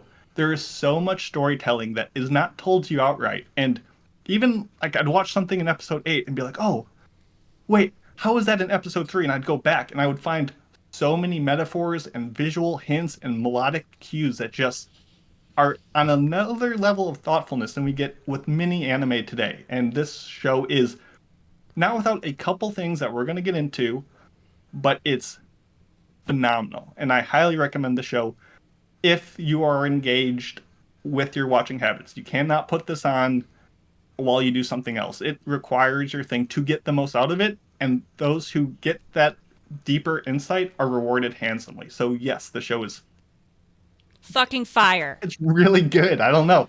I'm gonna talk way too much about this show. Oh, Mason, you and I can just like word vomit back and forth at each other. I'm sorry. I'm sorry, listener. I'm right with you. I did just read that the manga has almost another season of animated worth of content. But the reality is that I will not rewatch season 1.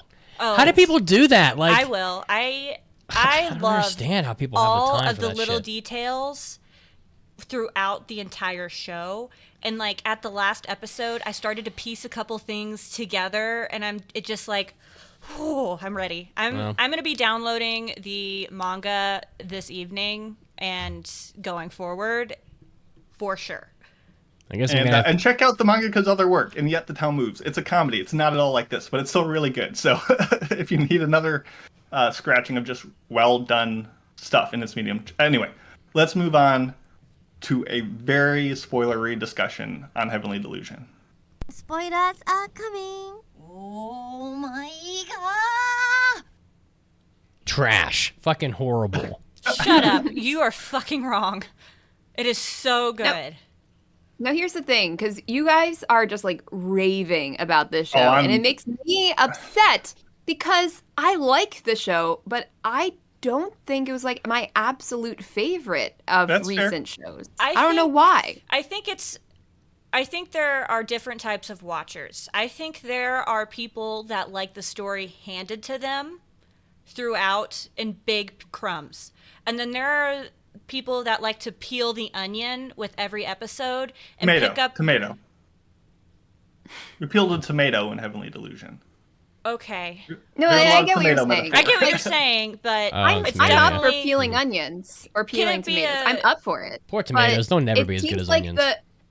It seems like it was just tough for me to peel this onion, this show. I don't Like think there's some times where it's like you're peeling the onion and it's satisfying, like it's coming off very nicely. Oh, that's with this exactly show, what the I'm show like was. I'm like really like trying to I'm like really fighting with this onion. That's like fair.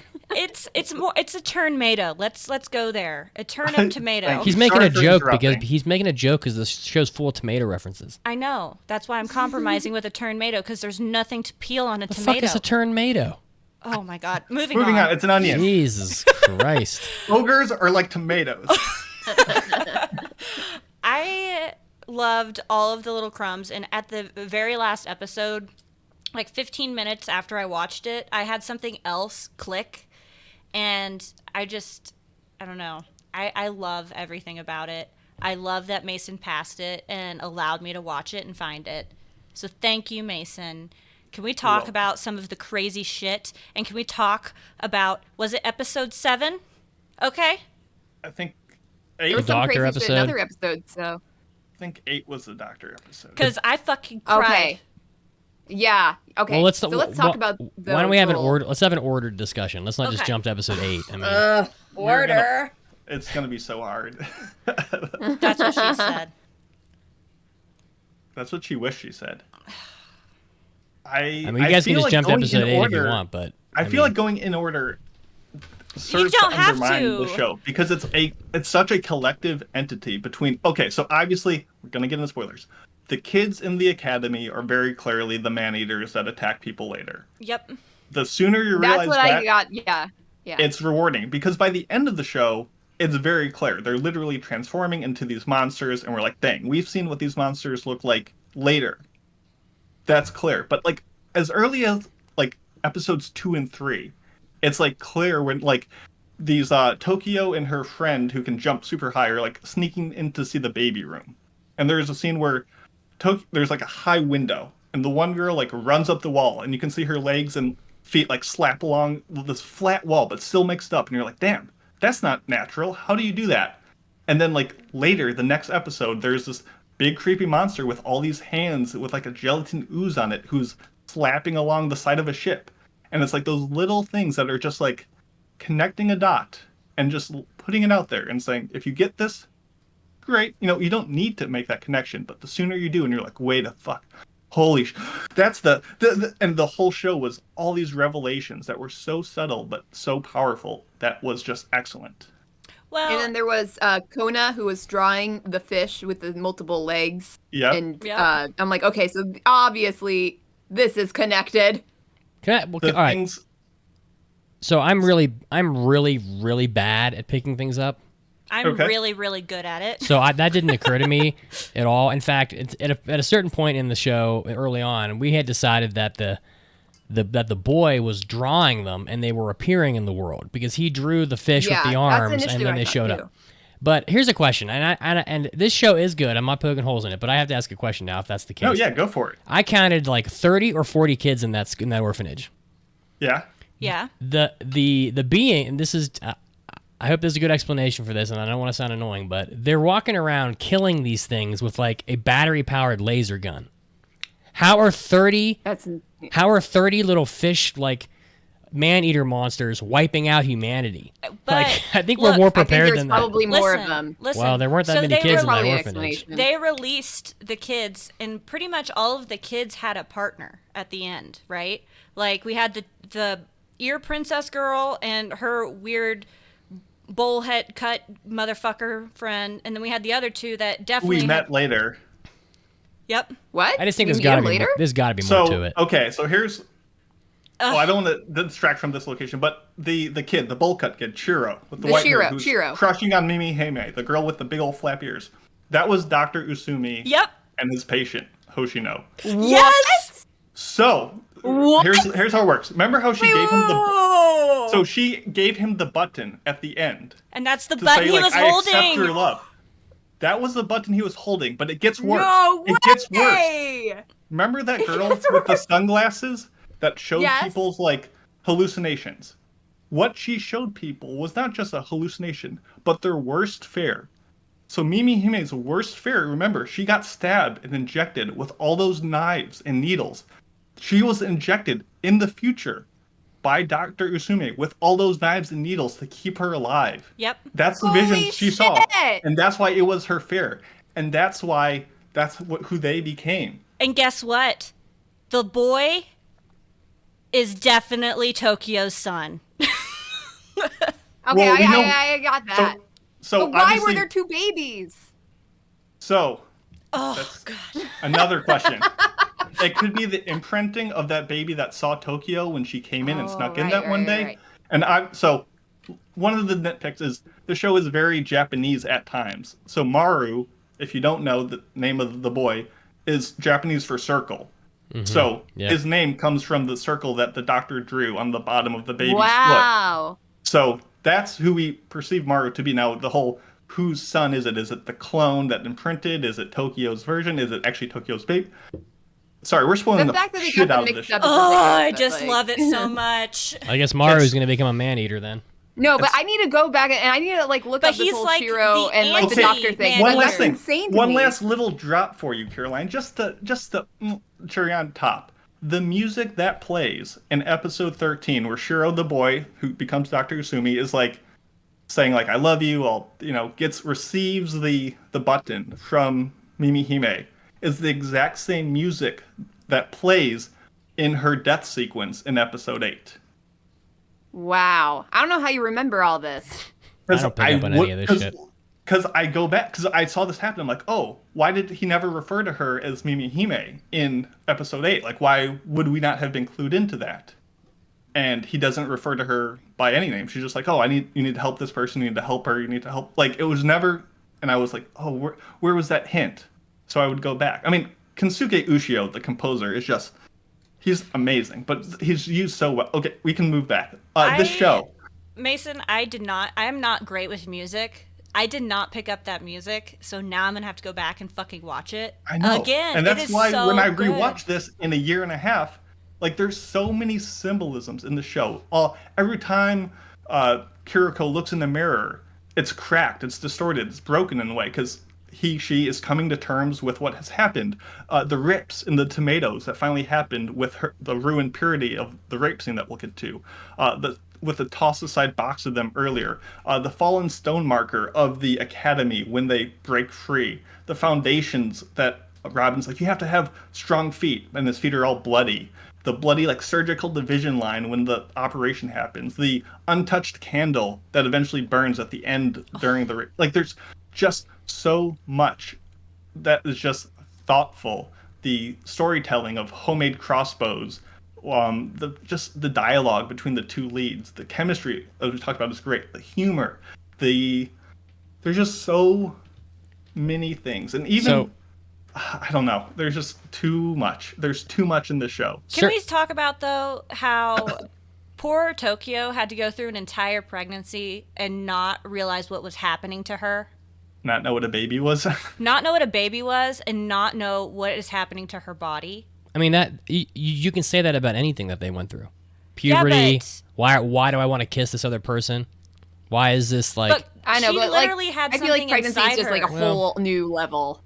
Like, she- I'm afraid to be But, pregnant anyway. But she didn't know she had something inside of her. To her, it was just her. No, but- No, she knew. She said that it's going to They get talked removed. about removing something. Yeah. Yeah. Well, is there But no? like regarding this whole Usami thing, when he looked at Maru, did he not have any reaction to seeing the identical face that's of Tokyo? a great 'Cause he knows point. Tokyo. One of the first things he says when they meet him is like, "I'm not really good with faces anymore. I've kind of like I've seen so many faces. I'm so like out Yeah. of it. Like he doesn't really Think recognize about all the stuff people anymore." that were there asking for his help. You know, like, it probably all blends together because he only has one goal left in his life, and it's to keep. He also only has one eye, so. Yeah.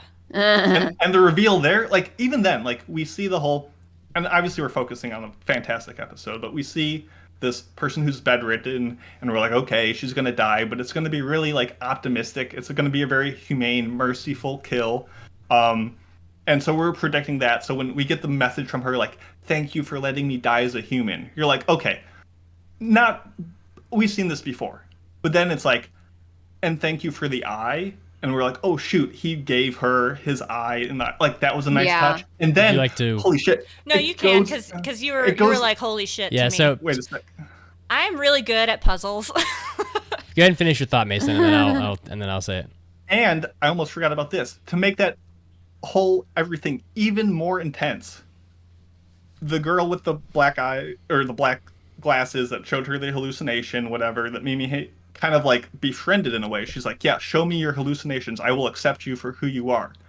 That was the creature, that was the man-eater kept in the basement of the facility that gave the hallucination. That was that young girl. And they stayed friends all that time. And that's why it existed. And that's why when Kiriko That's why it was in the show- basement. That's why it was in the basement. And when Kiriko got shown the hallucination was, as you recall, her body getting eaten alive, which is what the boy went through when he fucking died. Like, the way that all connects is so easy. It's not hard to make that story, but to make it connect so smoothly and with that emotion across multiple time frames is stellar. That's what it's all about. That's I good think I was writing. just overwhelmed with how much was being thrown that I could not make the connections. Yeah, and there's a lot. There's a lot in the show. No doubt. Gotta give credit for Pancake. She called that eyeball thing well before they revealed it. I mean, it was like she literally looked at the girl's eyeball, looked at the dude, and was like, he gave her an eyeball. And like 20 minutes later, they said it, and I was like, how the fuck? and then we like went back and like looked at the eyes, and I was like, sure enough, they do look the same. And I guess each of them are missing an eye, so that kind of makes sense. But I never would have picked that up. I'm so oblivious. So Good. from We're my blowing perspective, Caroline's mind as someone- and camera right now. Oh, yeah. Real quick, surface Oh, level. is my camera not working? It's a Your little bit on camera's the fritz. freaking out. Ah, frick. So, surface level though, you know, because we've talked about a lot of the plot reveals and things like that. But Yeah. for people that are still listening that haven't watched this anime, I mean, this anime really is about two people kind of exploring the world, because I feel like most of this first season is world building. You know, there's a lot of plot reveal going on, but you're also like exploring the world and seeing the monsters and everything. The anime does a great job of being boring, sort of, and then blowing you away with a scene here and there. Like, and the scenes that they blow you away with are not average.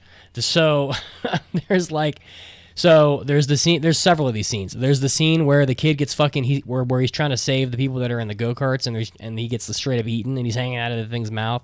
There's the scene where they fight the bear. There's the scene when the fucking girl gets her fucking arms bitten off and shit in the parking garage. Ugh. And that came out of fucking nowhere, and that ended up not being real. And then that happens again to that girl, to Kiruko at another point, and she's watching like, what the fuck? Didn't that happen a second time? She gets fucked up like again. I don't know. It's all like hallucinations and whatnot. You know, there's even like scenes that aren't action related, where like the one girl just straight up tries to have sex with Maru, and like all these scenes are just like checkpoints in the anime to kind of reset your focus, and it kind of has just the right sense. I can't believe Caroline's camera is still jacked up. I think you should reset that baby. Unplug that USB cable. It's not my camera's through the laptop itself. or maybe just not turn off and on the camera on Discord. That might fix it. But the show just has a good sense of when they need to put something shocking into the anime to sort of rein back in the viewer. And it certainly worked for me. I mean, there was definitely some scenes where I'm like, there you go, I fixed it. I'm like, I'm going to get up and go make some cookies. And I get up and I'm Big mistake. And I'm like chopping frozen cookie dough in the kitchen. And then people are getting like their limbs bitten off. I'm like, Jesus, I have to rewind this shit. It's just like, it has a very good sense of like a balance of like, I'm just going to walk around and watch these little kids like playing tag in the yard. And then like, boom, haymaker in your fucking grill. This is not that type of anime. This is not a mindless shonen turn on and you can kind of scroll on your phone or answer text messages. This is a story heavy, multiple plot lines, little crumbs everywhere you're trying to put together to see the whole picture. I understand that. You're right, but not all viewers are built equally, and not every viewer is going to sit there and just absorb plot point after plot point without anything engaging happening for 13 straight episodes. Like, some viewers are fine with that, and then some viewers want to watch someone get their fucking head bitten off in the meantime. And the show just has a great sense of balancing that to bring in as many viewers as possible. I mean, that's just my opinion, but like, this show would not have been as engaging for me if we didn't have those several 6 or 7 scenes that I mentioned. Even just watching that girl dive on top of Maru and take her shirt off, I was like, this is exactly like what Episode 6, when everyone's horny. Oh my God, they were all I know, fucking right? horny. But it's like, but I mean, in a world where you hardly ever see another human and, you're a teenage girl and maybe you're like ovulating or something and you just want to like have sex, it's like, she probably would drag him into the side room and take her shirt off and try to force herself on him. I don't fucking know. But at least that's like reining in that viewer. Like, that poor portion of the demographic benefits from having those scenes. And the show didn't have to do all that, but it does. And I think it's to the benefit of having the largest audience possible. So I think there's some awareness there. I mean, I thought the show was engaging all the time in the conversations, the situations, the jare, the physical actions. It was well written. It was the chemistry, like we talked about. The dialogue was so good, and then it also had those big moments. But those big moments weren't like, okay, time to do something big just to razzle dazzle the crowd. Like, they were still infused to tell us something about the character. Like, I don't know, everything went hand in hand. Everything worked together in the dance. It wasn't. I don't know. Here she is, Totori, the king of forcing herself on people. Hotels. Hotel king. Yeah, the Love Hotel King. Fucking A. Oh, man. Yeah. There was just so many little things. Like, even in one episode, they send like an email. Kona sends an email to Tokyo or something. Mm-hmm. Or it's the other way around. And she sends an email, and the little like envelope symbol turns into a paper plane and like flies away. We sent an email. Like, that, just little touches. The show was full of these moments of just going above and beyond. And visually, I know Mid said there were some drops, maybe in the background characters. The show was a masterclass. This was beautiful. Looked so good, so consistently. There could be some arguments. You don't like the inconsistencies, like the episode where they're fighting the freezing monster. When they were getting frozen, they almost had like a CG harshness, and then when they got melted, they were almost kind of blobby looking. But like, sure, that was inconsistent for some folks, but I saw it as very symbolic metaphor of coming out of the crystalline nature and into just we survived. Like, there's some moments like that I guess I could argue was inconsistent, but I think it was all done stylistically, and most importantly, the theme with the show intentionally. Every moment you saw and heard was put there for a reason, and it's like solving a puzzle box. There is a solution there. It's just up to the audience member to unpack it. I have another question that might or may not have been understood by you guys that wasn't understood by me. Maru's backstory, because it seemed very incomplete, and yet they acted as if it was. Like, they say, like, he was traveling with this other girl. The girl dies. She tells Hiriko to bodyguard him and take him to a place where to heaven, where there's a person with his same face. He has to inject this person, whatever. But it seems like Maru doesn't know much about his mission either. So I'm like, why did you accept this mission you know nothing about? I didn't really get it. Like, we don't know who this person is. And Maru should know who this person is, but he acts like he doesn't, but he literally met this person. He should know who she is. It's just, I don't know.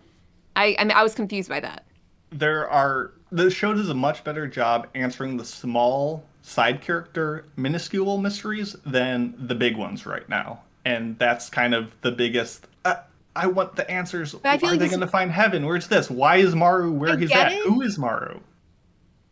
But it seems like they've brought up these questions and they just don't answer them because they want you to be wondering, even though I feel like it'd be very natural for them to talk about, because Hiruko and Maru have a conversation about this, but it seems like the anime is keep withholding facts that they already know from us. Like the same thing with it's a similar thing with that I got annoyed with the Tokyo thing. Because they make it very, they lead you to the conclusion that Tokyo is a boy because of the hair color, or not the hair color, the haircut, and how he acts. Like I'm like, okay, so he's a gay boy, but no, and then they say Tokyo's pregnant, but they never even brought up the fact that Tokyo's a girl. So it's like, we did see her a little bit naked. She with was Kona naked, earlier. and I mean, I never thought she was a dude. The show very much is vague with a lot of sexuality, and we will need to definitely touch on the bit of the transgender elements that are not really explored in the show, but presented in a way. And I don't think the show is aiming for that direct, discussion. But I wouldn't call it trans at all. I would definitely call it a creation of science fiction. I would definitely. Having your brain removed. It's more of a Ghost in the Shell type situation, I think, because they kind of touch on that as well. I don't. It's more about the perception of Kiriko and her brother. But just to summarize, what I feel annoys me is that I feel like the anime is withholding information just to withhold that the characters and not necessarily to let it be a mystery, but they're forcing it to be a mystery. I get what you're saying. I feel like Maru was just so much he followed orders and didn't really pay attention to the larger structure of the organization. And now all of a sudden that structure was pulled away from him and he's aimless because he was so reliant on it. So I get what you're saying. I think he truly just doesn't know. Just some lady that was the head gave Kiriko this mission to protect him. And he's like, okay. But I get what you're coming from. I think if we had all of his backstory, it wouldn't leave anything to put together. I know, but it feels like there's no reason for him to not know. That if he never knew this person, then that would be one thing. But he did know this person, so therefore he should know who she is. But he doesn't know. I don't think he really knew her that well. Maybe I just didn't connect with it like you guys did, and therefore that's okay. I just hope they go more into that frustrates me. I just hope they go more into how human civilization was destroyed, because right now I'm a little unconvinced. I know this is very into the minute details of these handful of people and their stories, but I don't see how you destroy the world with 30 monsters that are killable with a battery-powered laser. Well, I mean, there was the 3 theories. It wasn't because of those monsters. Remember there's the guy, Juichi, who gave the 3 theories on how the world ended? Yep. It just seems a little coincidental. It just seems a little coincidental that the world is essentially destroyed and there's these crazy monsters roaming around. I mean, that was one of the theories. Well, I mean, maybe an asteroid hit and then they just happened to put these monsters out, but it's it's kind of more likely that the monsters did it. I mean, I don't know. Plus, an asteroid's going to destroy the orphanage too. Well, and then there's I don't know, that one character, Asura. It may make perfect sense. I just hope they talk about it because I care about that too, and not just about where Maru came from or whatever. So. Well, you know where he came from. So. Well, I didn't, but I know I do now. Yeah, patty cake, horny teenagers. I thought the storytelling thing to give exposition to how the world ended was really interesting. How they kind of put that in there. It reminded me of an RPG. Phew, bye-bye. We got to score it. Let's score it. Oh, really? Already? No, we have. Because I I feel wanna like we talk- have to talk about the big last moments. Oh, Okay. but since we were just on that, I feel like Junichi's story needed more explanation because, the whole baby thing and and the coven of guys that just come out of that. I'm not sure. It didn't really seem to flow very well to me. I thought it was really good and I loved it, but it needed more expansion for me. You're talking about the second part when they do find them. Like Or even the like story what he happened told. to the women? What happened to the women in their group? I died. want to know how, why, or no? Okay, so the man eater attacked them, and they were the survivors of that attack. Gotcha. Likely, yeah. I don't know if you're talking about the two that ran away with him and got freaking nerfed. Yeah.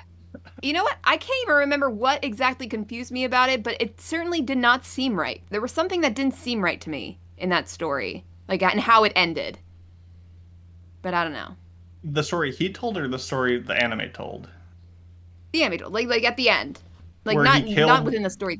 The people, Yeah. he killed the men and escaped as revenge. Yeah. Because the one guy sold him out when he was making his escape. So he killed the dude with the circular saw to enact That his was revenge. gnarly. Took his, like, that whole scene was a little quick because they're like, oh, it's a happy ending. See you, bye-bye. Yeah. And they can't start the car. Everyone Rollerblades. laughs. Haha, comedy. They eventually leave. And next we see is him just, the kid playing with the toys, knocks him over. And the dude fucking bleeding out of his gullet. And you're like, Yikes. That's Chris. what I was expecting. Maybe it was like why he ended up coming back. Why he ended up coming back to Hiriko and Maru after he left. Like at the beginning, actually. When they went to the building, because they saw the and they symbol saw him. on the building, and they come out and he is returned, and I don't understand why he's returned to say like actually the story why was they real. re-met up. I didn't think they met him outside And also, the why did building. he draw an 11 tattoo when he already had a tattoo? It was that easier to would- show. I don't know. I don't have a good reason for I mean- that. Strange dude. That's all we can say. His shirt doesn't come all the way up. The only really big thing I felt I wanted to talk about is easily the most tragic character of the show, and the thing that I think the show is trying to say the most, which is women's autonomy over their body. And that's shown no more clearly than with Kiriko, our main character, because her body is very much not her own. I mean, and it's very much seen for the sexual nature that it is in society. So we kind of get a ramping up of how women are seen in the world, because we start in episode 1, some wandering vagrants are like, heh heh heh, 2 girls, my favorite, and Mario's like, haha, I'm not a girl. They're like, okay, we don't care about you. 1 girl, my favorite, and she's like, I'm not a girl. And they're I'm not like, a girl either. we don't buy that. Yeah, And that then was clever. it ramps up a bit in episode 6, the halfway point, where Maru has very inappropriate advances on her. Yeah. It plays a little bit too closely between creepy and comedy, but it's the, I know you're a guy, but like I still just want to do my thing with you because you promised me boobs, and it's like, haha, but like, easy, buddy. And then obviously the full final end of the ramp is raped by her brother's idol in episode 12. But it goes beyond that. Out of nowhere, it felt like. Yeah. But even her body was used by the doctor for experimentation. Yep. It was used by her brother that he masturbated himself through herself to. Like, and I could argue the show itself kind of caters to like showing her butt as she enters a bath. Like, Kiriko's role in this show is to be a female character that all the men kind of pray or attack or like leer at in a way. And I think that's horrifying in a way that I think is appropriate. You should feel like bad for her and how everyone has kind of used her. And I think the big fulcrum of the show, and obviously I'm saying this all as a man who is just maybe not the most well-versed to talk about this, but her response to the whole rape sequence over the past episode is, I'm very mixed on it, because spoiler, she gets raped in just a very psychologically damaging way. Like, not in just oh, you're a piece of ass and we're going to do sex. And like, very much with the intent of like, I'm going to ruin you mentally. And her response after days of that is, well, I can't be depressed together. Let's go on our way. Sit well with me. And like, yes, and they have very they had the ED music playing, and that's like a very cute Yeah. ED song. And I'm like, she should not. Okay, I understand like trying to, you know, get yourself back out there and doing the things that you need to, and not like focusing on it. But it certainly felt too positive. I could argue that Kiriko, like, go ahead. Yeah. Oh, sorry. I believe that people process that kind of trauma in a different way. And I think that she was trying to block it out, and that's why they did it in that way. And I believe it's going to come up later that she's going to have issues with sex even more than she already does. I think it's just compounding this trauma on this woman, and how she's going to overcome that eventually, hopefully. Because she doesn't really talk a whole lot about all of the other trauma either. She's kind of just pushing it all back and all down. Mm-hmm. Yeah, and I can definitely see her trying to hide that. It just felt like the production around that last scene made it feel more positive. And if the song wasn't playing in the background, maybe if they added some more like, you know, somber music, it probably would have given me that impression that she was, you know, trying dealing to with it bottle internally. that up a Maybe. bit. Because to me, Kiriko had already been like, because we see the flashback. Robin had been raping Kiriko in the past. Like maybe she'd already come to terms with it. Yep, that's one of the flashbacks. I'm just discovering so many new things. Like we could argue because that makes a lot more sense now, because I was thinking to myself, wow, that was such a change. I thought that Robin was a good guy in their lives and all that, and I'm like, all what? the good stuff was just out of nowhere, but memories. that makes sense. Yeah. So Kiriko maybe already came to accept that in a way, and maybe like she's already past it. Obviously the world is harsh, it's miserable. Like, what's another rape on top of it? Like, it's already like just like Pancake said, piling up the trauma. She could just be playing it off similar to Juichi, being like, "Oh, it's fine. I'm with my friends. I'm with my family," but like harboring those dark intents. Obviously, in the real world, like there just is the culture of rape victims who express denial or self-blame for cavalcade reasons, and it just hasn't processed yet. Yep. Like, or you know, you could argue, oh, Robin was so much trying to damage her mentally that she's so strong. She overcome it, she endured it, and she actually is okay. And right now, I need to know how season 2 will handle it, because internally, I do not like how easily it was brushed off. And I just, it's a sticking point, but I can see why it is the way it is. I need season 2 to know how I feel about how it handles it.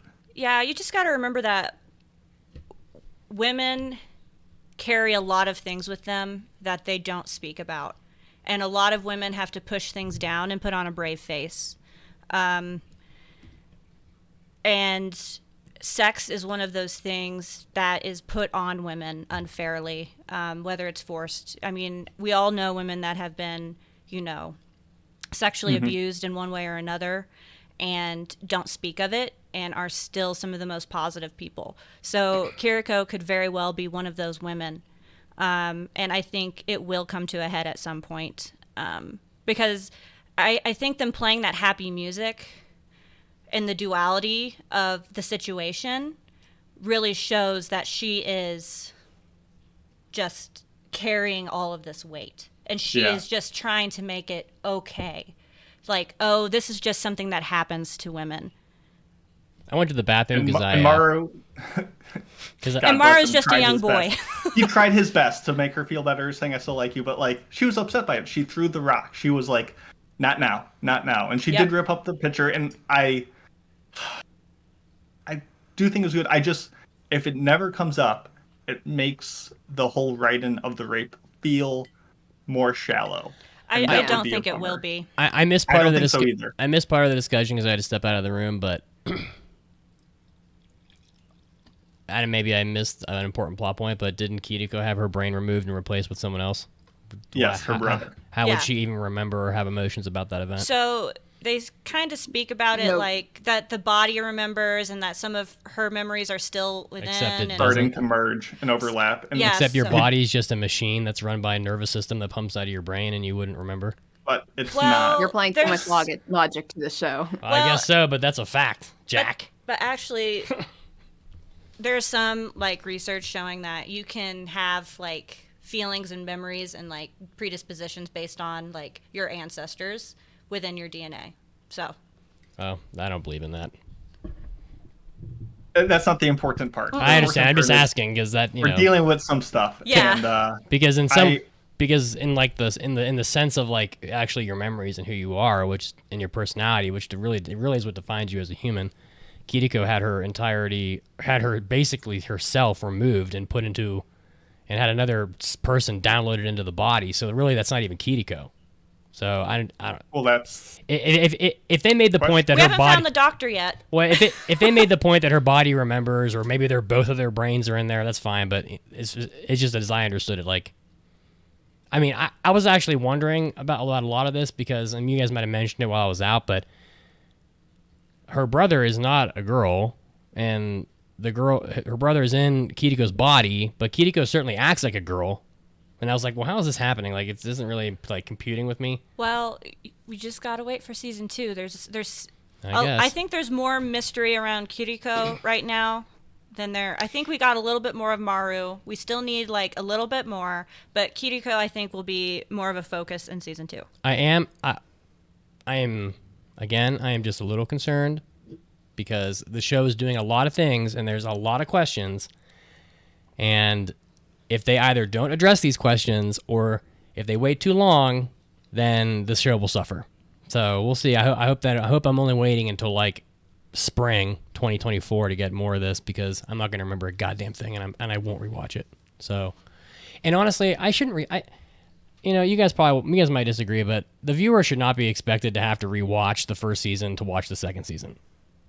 No, I agree. I do not believe that that's a thing. Like if you're telling me that I have to rewatch seasons 1, 2, and 3 to watch season 4, which had a 5-year break, fuck that. Like I'm not gonna watch 10 hours of something over again just because you couldn't get your fucking timeline. no one's saying you have You to don't rewatch have it. to. There's different types of watchers. I think you're still going to be able to watch the anime season 2 even if it comes out a year later, and Well, a you'll year be later able is to, fine. You'll be able to like pick up things again, but there are those that want to go back and have, oh, I remember this from this episode and this time, and oh, that makes more sense now, and this happened because of that. I'm just making the point that like there's more to a show than just the show. Like the release of the show matters, and there will be a lot of people that were playing video games while they watch this, or they don't or they're like younger and they're like grew up on TikTok and they have no attention span. They weren't paying enough attention and all this. And if the season 2 comes out in 2 years, those people are not going to remember anything that happened in this show. So I just hope with all these, if they're with all doing these, all that while watching the show, that's their fault. Like if you're Yeah. actually paying attention That's and you the still world you can't live remember, in. then that's So- on the anime. But well, I understand, but like you didn't do it. I didn't do it. Mason didn't do that. And I didn't do it either. But there are plenty of people that aren't going to Exactly. remember like tiny, minute, but yet important details. I'm just saying. And that's on them. I'm That's just on saying, them. like, there's a lot of. Don't be scrolling on TikTok when you're watching anime. Like, Well, do people one thing shouldn't at a scroll on time. TikTok ever. Yeah, it's bad for your dopamine. So That's for fucking sure. But anyway, this show definitely needed the two. This show needed 2 cores. I think it would have been very.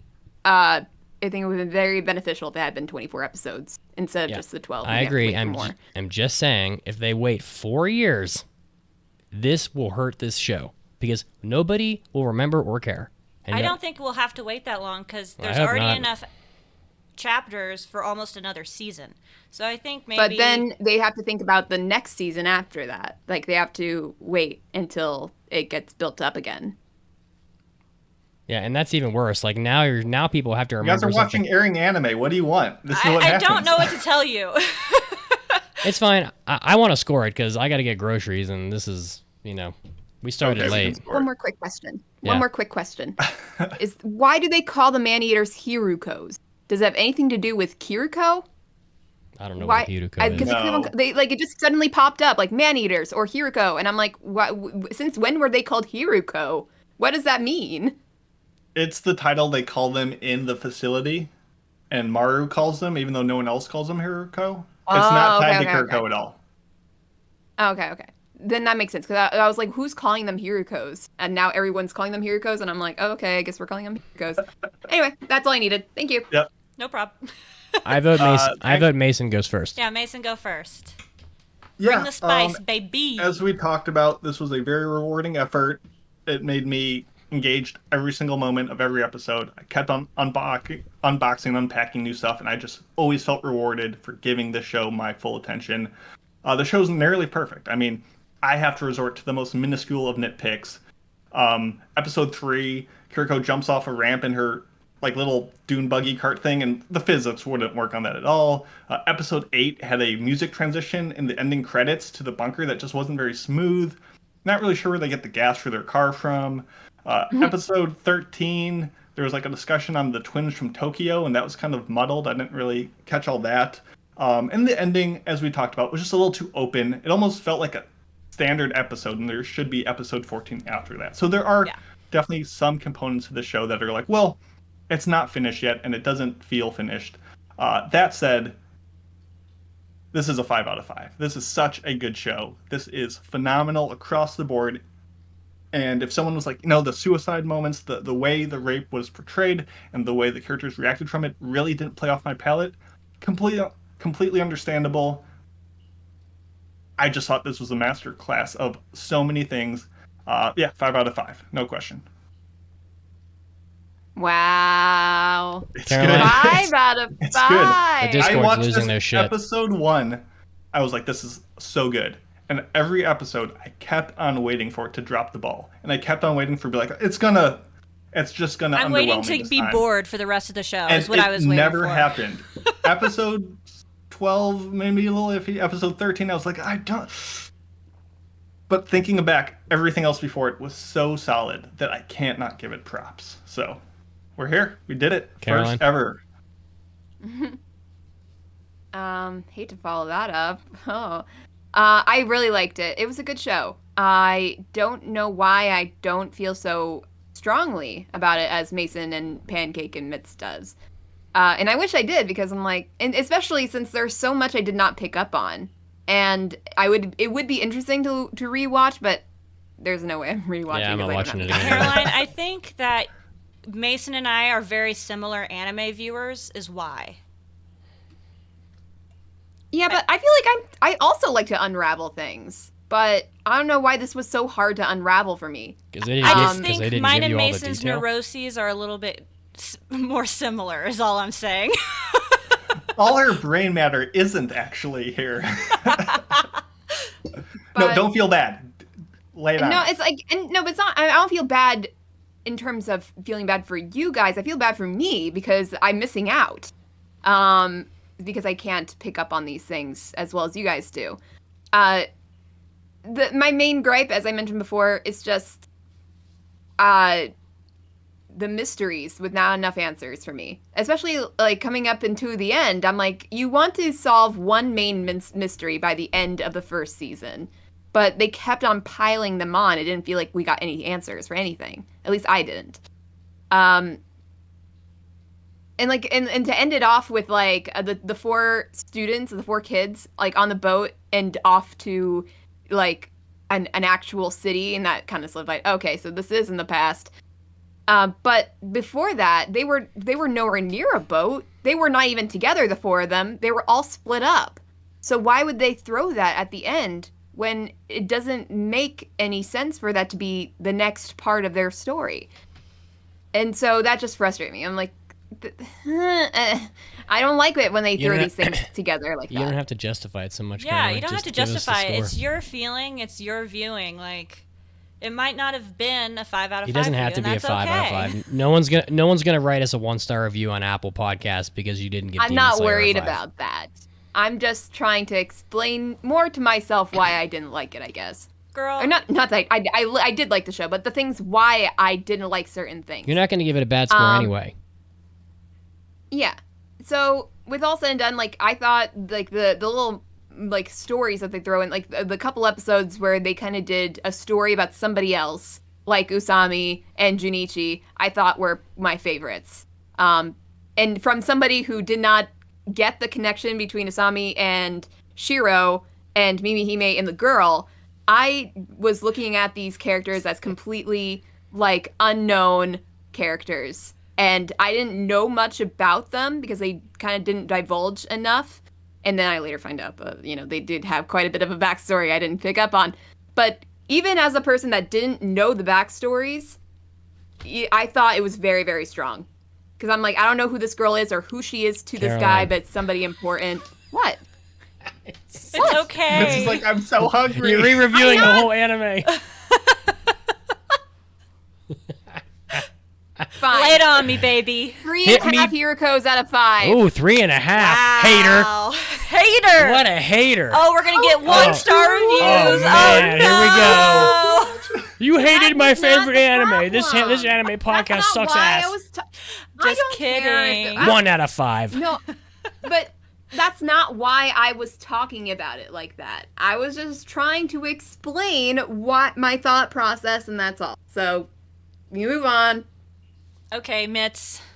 This was a good anime. It's not perfect. I mean, I was right there with Caroline for at least for the first third of that. The anime presents a lot of questions and provides few answers, unless you're like us, one of these Swami people that are like ascertaining things like before they even reveal them, which is Mason and Pancake. But like for the average person that's like smoking weed and watching this, it's like, I'm watching, but until you tell me, I'm not gonna get it. It's a good show. I thought the beginning was slow. It's a lot of questions, a lot of walking around, a lot of, what the fuck. A lot of, like, why, like, these people are just wandering around looking for things they don't even know what they're looking for. So I'm really happy that they had, like, those sort of, like, gut punch moments throughout, because they really, like I said, I thought they helped with some of the pacing. It's not perfect. I think if Season 2 comes out and it's not 3 years from now and they properly address all these questions, I'll give it a better score. But for now, I'm kind of left with what I have to feel like is an incompletion, which is what it is. But it's also just, it's not a normal anime where they just kind of tell part of a story and then leave it. This anime has got about 30 unanswered questions, and unfortunately, when they do get around to them, I'm not going to even remember what the questions were. But it was good. I'm going to give it. I don't know. What do you give it? 4 horny teenagers out of 5. They're all horny in this. What the fuck? You get horny around that age. Yeah, well, they're like, I don't understand why, but I just want to like you to take your clothes off. I was like, okay. Maybe it's because We they all were feel that not way like they were sometimes. letting them like they were letting the kids go off into their own devices to like observe them, so they didn't give them like any reason to feel ashamed about any feelings they had. So they just let it. Well, it's society that Flow, makes I you guess. feel shame about it. That's Literally what society. I said. Oh, you want to That's go? what I said. You want to throw down? No, because I'm just a little annoyed that you guys cut me off in the middle of my rambling. It was just me that did that, so you can just be annoyed at me. Thank you for listening to another episode. Well, Pancake never scored it. Excuse me. Oh, yeah. I agree with Mason. Perfect. 5 out of 5. Oh, shit. I did get pissed off this morning when we finished it because there wasn't another fucking episode, and it felt very, very stark. Like a very stark drop off. I was like, what the fuck? I need one more episode, please. I feel like Hulu fucked up at the end too. Like, what the fuck happened there? Like, we put episode 13 on, and you were like, we've seen this already. And I was yeah, like, I just like started I was like, summertime rendering, but it's a 5 out of 5. That's I weird. cannot wait to sit and read all of the manga that's out tonight and gush over it more, and Mitsugi will tell me to shut up and get over it. we might not have watched the last episode of this. No, I did. Oh, you did. Okay. We definitely did. Okay, I was like, the fuck? Like, we've already seen this shit. Anyway, Caroline, don't be mad at me. I'm sorry. We love you. She's Wow, like, I don't know she if gets it's so mutual. angry so easy. No, it's like this, my family does this to me all the time. I ramble. I know I ramble, but then they cut me off and they make me feel bad. It's only because we're extremely long. Who cares? We're too Well, we have to pick up I groceries. have things. in a I have certain- scheduled yeah. events that I have to do. That, He's got to change the motorcycle and we oil. haven't done the yeah. after party yet. So, giddy up. Giddy up, motherfucker. Anyways, that's All right, we're gonna get into that after party. Follow us on socials, at AAA Podcast on Twitter, Facebook, Discord, TikTok, And look forward to next week because Mitsuki gets to watch his absolute favorite I do? rom-com. Yes! Yes! I'm so I in. am not gonna be there, so have We're, fun well, with it's that. not fair. Whoa. No, Whoa, we need to move the rom-com to when whoa. we're in Florida. No, What? there weren't No, anything else. the I other wanted. rom-com is for Florida. So many rom-coms. I passed 2. I did not. That's I thought these all. were listener choice Okay. pick rom-coms. Yeah, this one is. The other one is not. This one's the listener Oh, choice. wow. All right. Bye. Well, Thank thanks you for for joining listening. us. We'll see you Oh, guys yeah, next Insomniacs week. after Join us school live next on week. Twitch, 5 p.m. EDT every Sunday. We're gonna head into an after party. Oh yeah, and I no longer hate High Dive. I only hate Hulu now. Yeah, it's too expensive. Bye bye. Bye. Bye.